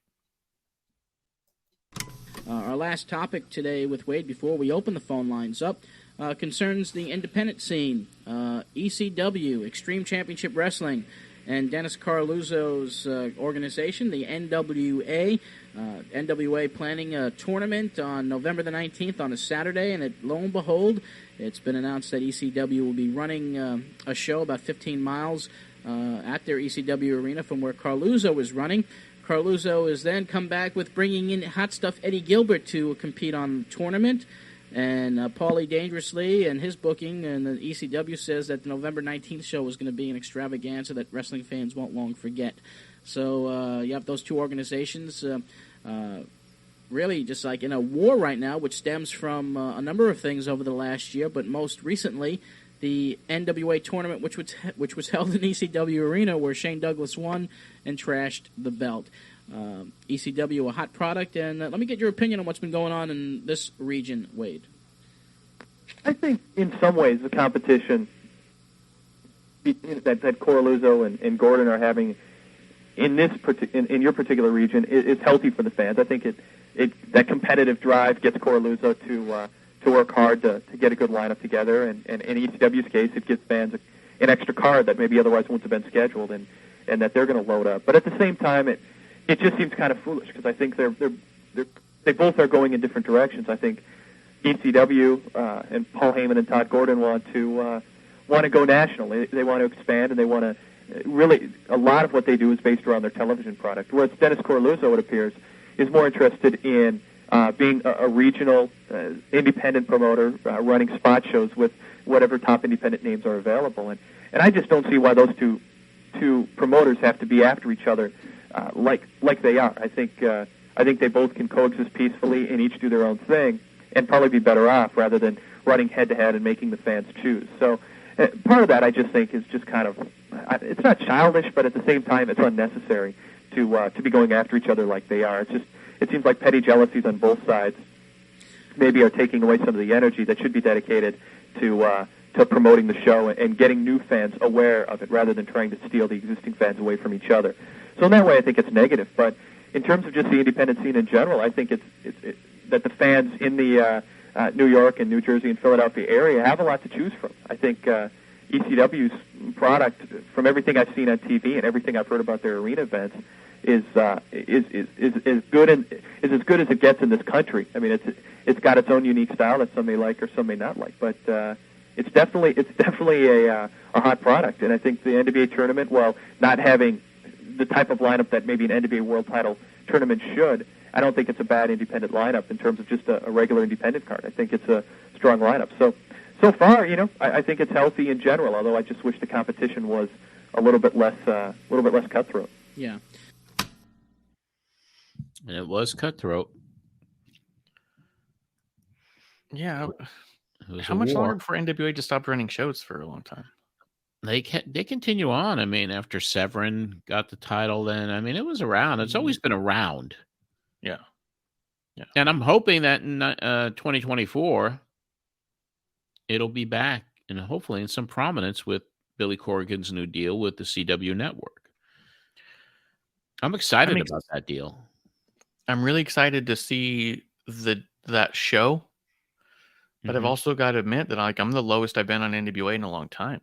I'm not liking what I'm seeing in this moment. Whereas right before the pandemic, I was really hot on NWA. I went to several tapings. It was so cool. Okay. Yeah. And at this point, when I see it, I kind of go, So I almost wonder, I'm really excited about the possibilities here. I just wonder what kind of shifts we may see that could be potentially positive, Yeah, they got to bring in, they got to invest in a couple big names to be on top. Yeah, probably. That would be a great place for CM Punk to go. Yeah, probably, to be honest. Small enough, you can't do all that much damage. Yeah. Yeah. But yeah, I don't know. I'm excited to see what they do for sure. But yeah, I thought it was a fun conversation. ECW versus NWA. You got Paul versus Corluzzo adamantly hating each other. Yeah. And it's doing a thing. There's a lot of venom between those two. Yeah. You talked briefly about Jim Crockett signing a deal with the Sportatorium, which is pretty cool. But you end up with Crockett at this point was almost like this dying cockroach that he just kept surviving and getting up and trying something else. And it really is fascinating to see what happened with him and how all of these things, and he kept trying to continue, and nothing was happening. He'd sign a deal here or sign a deal there, and then it would just kind of go away. It was just little by little, just never quite fizzling out. Just like he's made another step. He's made another move. Yeah. Just been lurking in the promoter's shadows for like a year. And I don't mean to call him a cockroach. I mean, because I never thought of him as a cockroach. You don't mean it in the negative sense. You mean No, it in the it's an survivor sense. analogy, because cockroaches never die. No, they survive. Well, they die if you step on them. Yeah, that's true. I wonder who stepped on Crockett at some point. We've got some bizarre commentary on this episode for sure. But it does seem crazy, because I feel like for the last year worth of tapes we've heard, you've been like, Crockett's coming back. Yeah, I was all in. Yeah. Until this point, I'm like, it ain't gonna happen. What is he doing? You do get about a dozen calls, and they're kind of all over the place. So I only clipped 2. Good. But there is one where Dominic from Ozone Park does call in. Dominic Valenti. Right? Is that Dominic Valenti? I don't pull the clip. I was just going to ask you about him, because he only called in to put over these couple of local shows. He said he could barely even hear your show and could barely even hear you. So he was just going to talk about these other shows and promote them. Yeah. Universal Wrestling with Tommy D, Manny Fernandez, and Tommy Carlo at ESW. Do you remember much about this guy? Oh, of course. Dominic Valenti was, and he still has a hotline. Really? Yes. As a matter of fact, I'm looking for it. I got reached out to by somebody. It might have been on Twitter, or I apologize to the person who reached out to me, because he was blown away. He goes, "Was that Dominic Valenti?" And I was like, "Yes, it was." Because he was like a insider, and he has, to this day, he's still got a hotline.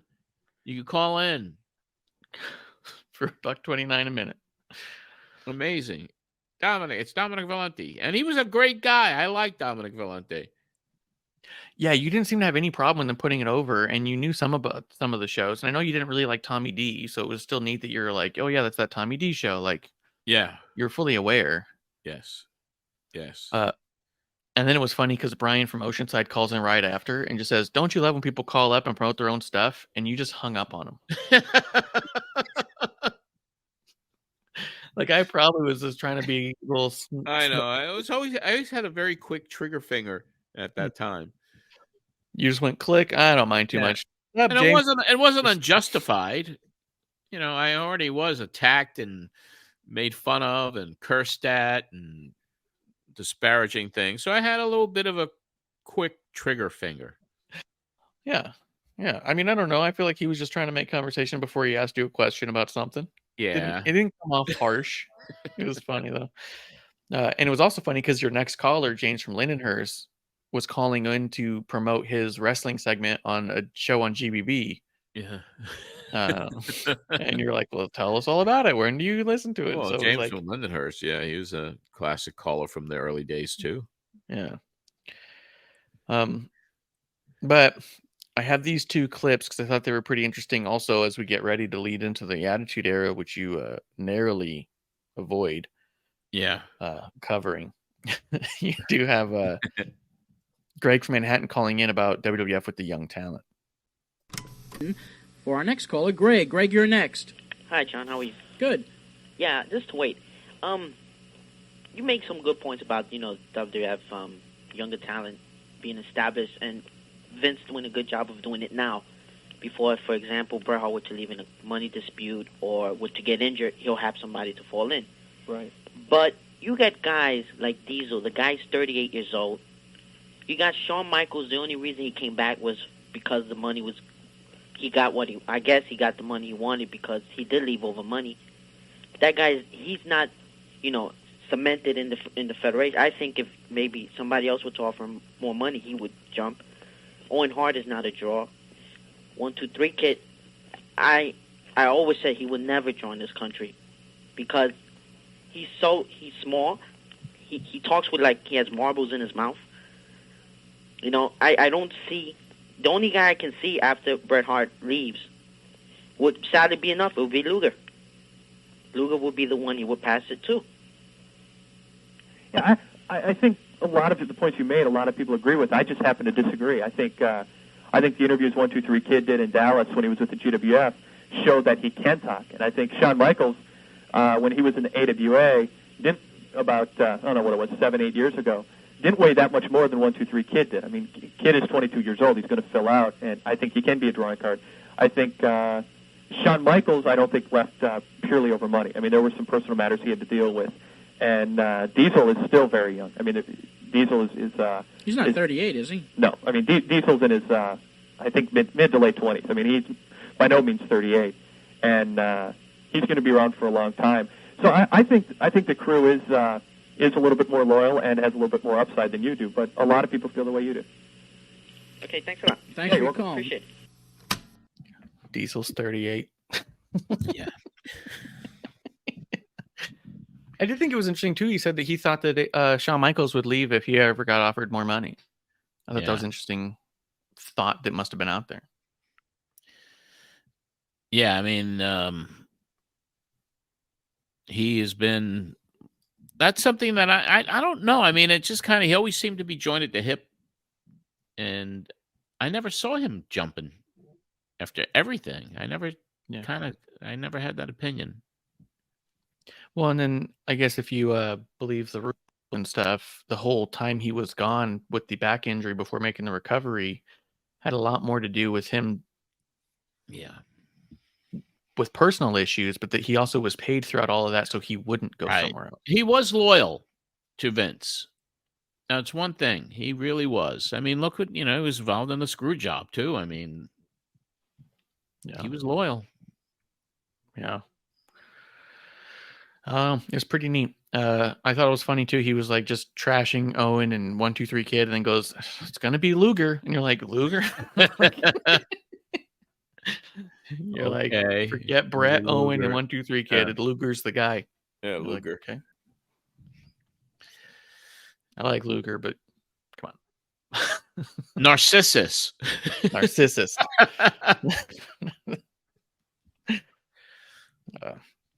And then the last caller we have here is Matt from Jericho asking about Steve Austin. And I thought this was a really nice conversation about Austin, given what happens. Of course. Let's hear it. We're going to go to Jericho, Long Island, and get to our next caller, Matt. Matt, you're next. How you doing? Good. All right, Wade, let me ask you, what's going on with Steve Austin? I mean, what's his contract like with WCW? Is there any chance he can get out of it and maybe go to WWF? Because they're just like wasting him over there. I mean, he lost to Dugan, that loser. Dugan. I don't have any. I can't remember exactly how long his contract runs at this point, but I think earlier there was some question about his contract status. So I think there's at least a couple more years left, but I would have to check on that. But you're right. I don't think Steve Austin has written out the possibility at all that he would go to the World Wrestling Federation. I think if Hulk Hogan is still around a year from now, and anywhere along that line Steve Austin's contract comes up, and that is something I want to check on, because that's a good point. If his contract does come up, I don't think he's going to want to sit around during what should be his prime years as a drawing card and play on the B team. I mean, and that's what he's doing. I mean, he's not one of Hulk Hogan's guys, and I don't see him doing anything in WCW as long as Hogan's around. So I think he would be better utilized in the World Wrestling Federation, and I think Vince would do a lot with him. All right. What do you think? Maybe, is he going to win the U.S. title back? I mean, it seems to mean nothing now that Dugan won it. You know what I'm talking about? Well, the U.S. title situation, I was surprised he lost it in that short of time. And Wade, I don't think that he'll be getting that title back right now. Personally, that's the thing. I mean, and someone wrote a letter in this week's Torch, just making that point that if they really wanted to build up Steve Austin as a challenger to Hogan, he wouldn't have been losing to Hacksaw Duggan in 10 seconds in a match. I think part of WCW's rationale for Austin losing in such a short period of time was to make it seem like a fluke, so that Austin didn't lose credibility. But a lot of fans didn't take it that way. A lot of fans took it as this is a guy who lost to Duggan in 10 seconds, and that hurt his credibility. So they're not building up Austin like, for instance, Lex Luger was built up in 1989 or 1990, whenever it was that he was U.S. champion for that long period of time, that built him up as a world title caliber wrestler. So he's in a real tough position. And the more I think about it, the more I realize that Austin just signed, I think it was a 2-year deal at probably around the beginning of the year for really good money, and in the $200,000 to $300,000 range, somewhere around that. So if that's the case, I actually don't expect Austin's going to do much for at least another year, because that's more than most guys in the WWF are making right now. What about Pillman? Pillman's under the same circumstances. He, I think it was about 1 year ago that his contract was renegotiated, and or that he re-signed. And I think he signed a couple years for. Is he going to wrestle at all? Excuse me? You don't even see him wrestling. He's not even in a feud, is he? Well, it sounds like WCW's going to have a light heavyweight tournament in either December or January. And if that comes off, I think Pillman's going to be a focal point of that group. And if they do it well, if they do it right, I think it'll work. I mean, I wrote about that in this week's Torch in my editorial about the light heavyweight division and how to best utilize it. And if they end up making the same mistakes of the past that they have in the past attempts to do a light heavyweight division, Pillman is doomed to look like a jobber with a belt. But if they do it right, I think Pillman could end up being one of the main focal points of that company. Yeah, and especially if WCW brings in some talent from around the world, like Mexico, Japan, it will be a great tournament to watch. And personally, regarding Pillman's situation, Wade, I think it was unfortunate for WCW to break up the team of Pillman and Austin. I think they were, getting to be, if not the number one tag team in the business. And boom, that was a problem. They weren't one of Dusty's boys at the time, and they were apparently stealing too much attention away from certain other people. I mean, I think breaking them up is something they would eventually have to do, because I think both have a bigger upside as singles than they do as a tag team. But there's no question that they broke that team up way too soon. I mean, given the tag team division, I think they would still be fresh today. If they still held the tag belts after a year and a half or 2 years of holding them, and they just had this barrage of babyface tag teams coming after them, I think that would add a dimension to WCW's cards that's missing right now, and that is just a thrown-together haphazard tag team division without a lot of credibility. I think the Cactus Jack Nasty Boys feud lent some unpredictability to the division, but at the same time, I just don't think it has a lot of credibility. And I think that Austin and Pillman would have given that division credibility and really given WCW one thing they could rely on their pay-per-view cards that maybe would help the promotion be a little bit more well-rounded. Without a doubt. Yeah, I agree. To this day, Hollywood Blondes, Stone Cold and Brian Pillman, fabulous tag team. They were kind of reminiscent to me as far as how much potential they had was when I first seen the Valiant brothers together. They had that it factor, and I couldn't understand why that team was broken up as quickly as it was. But yeah, that was a great final call for this week's episode, even though the guy sounded like he was stoned off his ass. So funny, how both of them started. Greg goes, "Oh, just you wait." Yeah. What? Like, why do you start a conversation? Just wait. Yes, you wait. Yeah. And then this guy, Dugan. And this guy goes, "Hey, how's it going?" I go, "Yeah, man." Hey, wait. Hold on, let me take a hit of this. Yeah. Yeah, just. What's that? Nothing. Hit a bong. But yeah, I thought I've been getting fascinated the past 3 weeks or so. I think it's obvious that you guys are bringing up Steve Austin more and more about being a future major star if you can just get out from Rick and Hogan. Yeah. And that was part of what Steve even said when he went to ECW, is he was cutting promos on Hogan, talking about how he's holding the guys down. Yep. So he goes to WWF, gets out of the Hogan, and what happens? You know what I mean? He's bigger than Hogan in a sense, you know? It's really fascinating. I mean, yeah, the last several weeks have been really cool to reminisce and listen to and hear kind of this beginning of transition of what the industry turned into. And I think a lot of people out there are enjoying it. You know, just looking at our numbers over the last month over month, our audience is up like 34% in the last 4 weeks. I mean, I've been getting a lot more interested in, not that I was disinterested before, but I'm finding myself way more engaged in certain stuff because I'm all like, oh, I know what happens to these guys. Yeah, That's now what you're I getting watch. to that era where you were kind of familiar with what was starting to happen. And the unfortunate thing is that it all goes away. It would have been really cool to have the show on in 95, 96 just to see all of this unfold. Yeah, absolutely. Because before, a lot of the stuff was all like, oh, tell me about this. Oh, I didn't know about that. And this was all Yeah. like, oh my God, you guys were on the head about this. Like, Yeah. You're so- probably in that sweet spot of people really just becoming really familiar with the business and becoming fan of the business. And that's why this show was so captivating in its original form years ago. yeah. It really, people loved the fact that we were discussing this stuff where at that time you really couldn't find a forum to talk about it. Yeah, if I had lived in the area and found that radio show, I wouldn't have missed it. You would have been a fan. Yeah. I wonder if you would you have went on a bus trip too, you think? I don't know if I would have been allowed, to be honest. I didn't really get the chance to do very much. Yeah.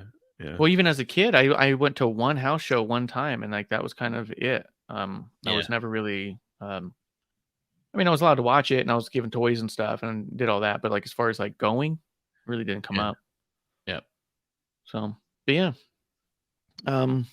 Yeah, that's kind of how it kind of closes out. You put over Wade's torch, and then oh, I thought it was kind of neat though. You did a lot of people calling in general, like, oh, what happened to this guy and that guy? Is Rude coming in? Where's Warrior? Yeah, same. You guys talk about the Mr. Perfect stuff, which this had me thinking too. So Mr. Perfect, you talk about how he's making so much money not wrestling. Yep. With his Lloyds of London. Yeah. That until that kind of dries up, he's not coming back. No. It's kind of like Road Warrior Animal. There were several guys that, were raking it in with those insurance policies. Yeah, and that got me thinking. We've always talked about like Mr. Perfect having a Hall of Fame career but never being that champion. I wonder how many of these guys shot themselves in the foot by just taking easy money. Career-wise, not monetarily, Like how many of these guys could have done so much more if they just showed up? Yeah, good question. Very good question. We'll never know. I wonder if some of his poor booking historically had a lot more to do with his inability to work or lack of desire to than his performance once he got out there. Yeah. Because I guess you even said that Perfect told you he had a conversation with Vince where he said straight up, "Why would I work 240 days with you if I can work 80 to 100 in WCW and make the same money?" Yep. Well, that's why he's not the WWF champion. If you say that to Vince, you ain't getting the title, pal. Yeah. Did you see the picture of him at that event in Saudi Arabia? The UFC thing where he was with Undertaker? Did you see any of the video? Vince, yeah. Yeah. Wow. He's got a cane. Oh my God. Do you think he uses the cane because he has to or because it matches his mustache? Oh, no, I think he uses it because he has to. Because didn't he have recent back surgery? Oh, yeah. And he's old, Yeah. I mean, he didn't look good. He didn't He look really young. looked frail, and he looks like he's shrinking. He did a whole lot of, what was that? Not a lot of hearing somebody very... Yeah. Yep. Yeah. Yeah, well... Poor Vince. Was they said Father Time doesn't do a job. On anybody, Yep. I feel lucky at my age, looking halfway decent still, and being able to walk 3 miles a day, and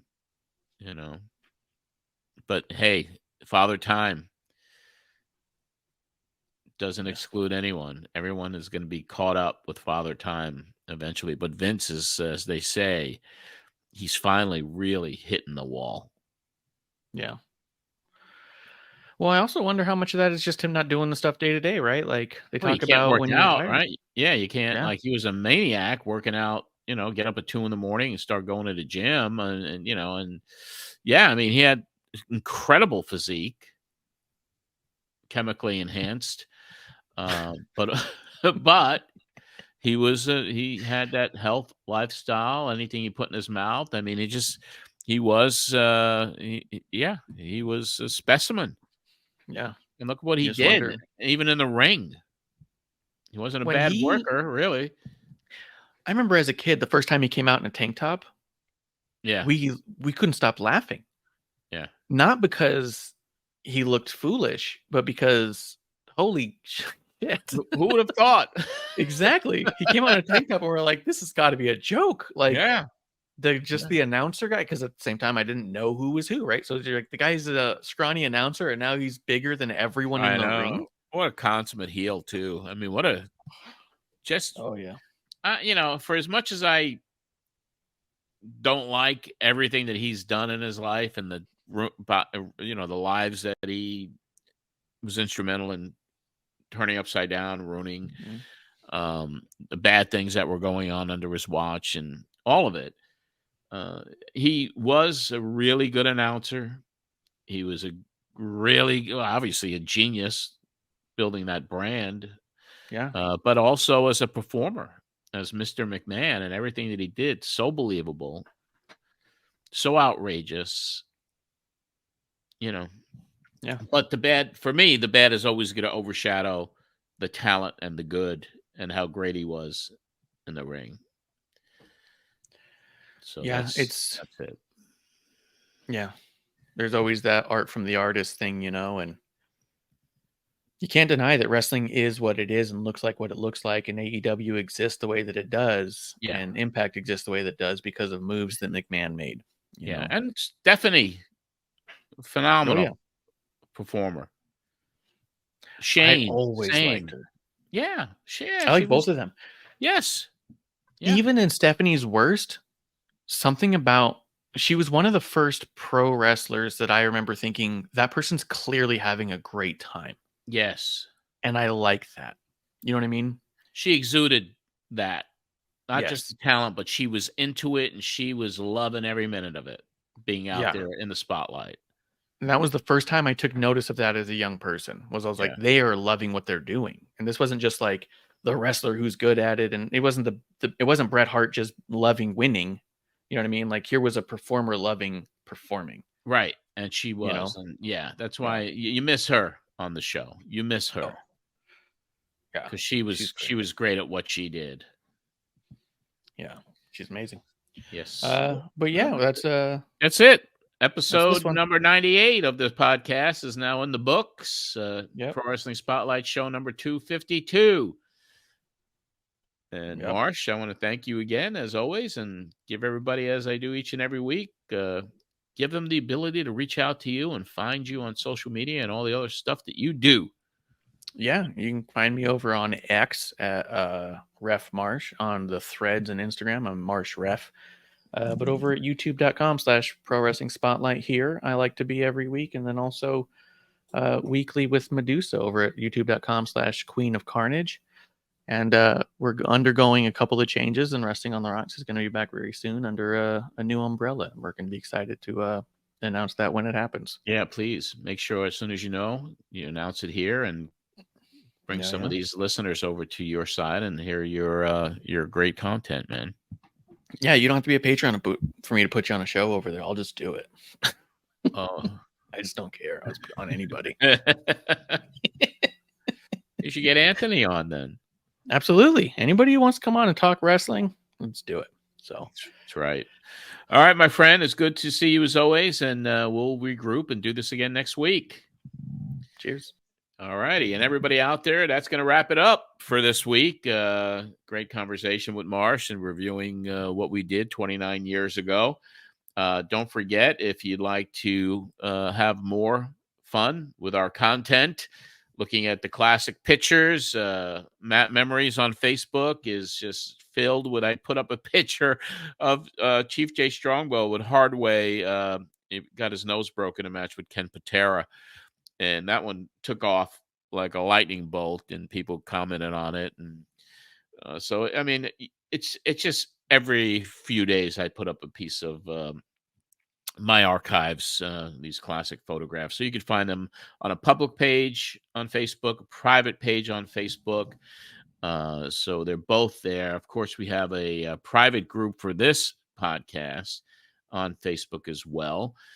So look for that, facebook.com/Pro Wrestling Spotlight podcast and radio show. on the socials, Twitter, I can't, X, whatever, X at John Arezzi, Instagram at John Arezzi as well, Threads at John Arezzi as well. There's still opportunities to get Matt Memories, the book, if you go to Amazon.com, or if you'd like a signed and numbered copy for just $25, I'll be more than happy to sign a number one for you. That is John at MattMemories.com. And we're about to release the new episode of Matt Memories from Madison Square Garden, where we cover the show that took place at the Garden on November the 12th, 1973, 50 years ago. It was Pedro Morales' last title defense at the Garden. And I was there, and I explained on this new podcast with Tim, that was the first time that I was actually able to begin sitting in the first or second row by bribing someone at the ticket booth, which I found out about through a friend. Show up, $7 for ringside, $3 tip, and you're in the first or second row. So that was the first night that happened, November 12th, 1973. I shot some great footage that night on the 8mm camera, which I'm going to be putting up for patrons as well. So that's at patreon.com/John Arezzi. And the Matt Memories from Madison Square Garden show is written and researched by my dear friend Richie Garcia and is co-hosted with myself and Mr. Tim Poutre. I want to thank our producer and creative director, Marsh, and thank you, as always, to our Patreon executive producers, the dynamic duo of Anthony Pyrus and Joe Holloway, and for each and every one of the patrons for your support, helping with the production costs for their show. Until next week, when we relive more history with you, featuring Bruno Sammartino, Dave Meltzer, a lot more. This is John Arezzi for the Pro Wrestling Spotlight.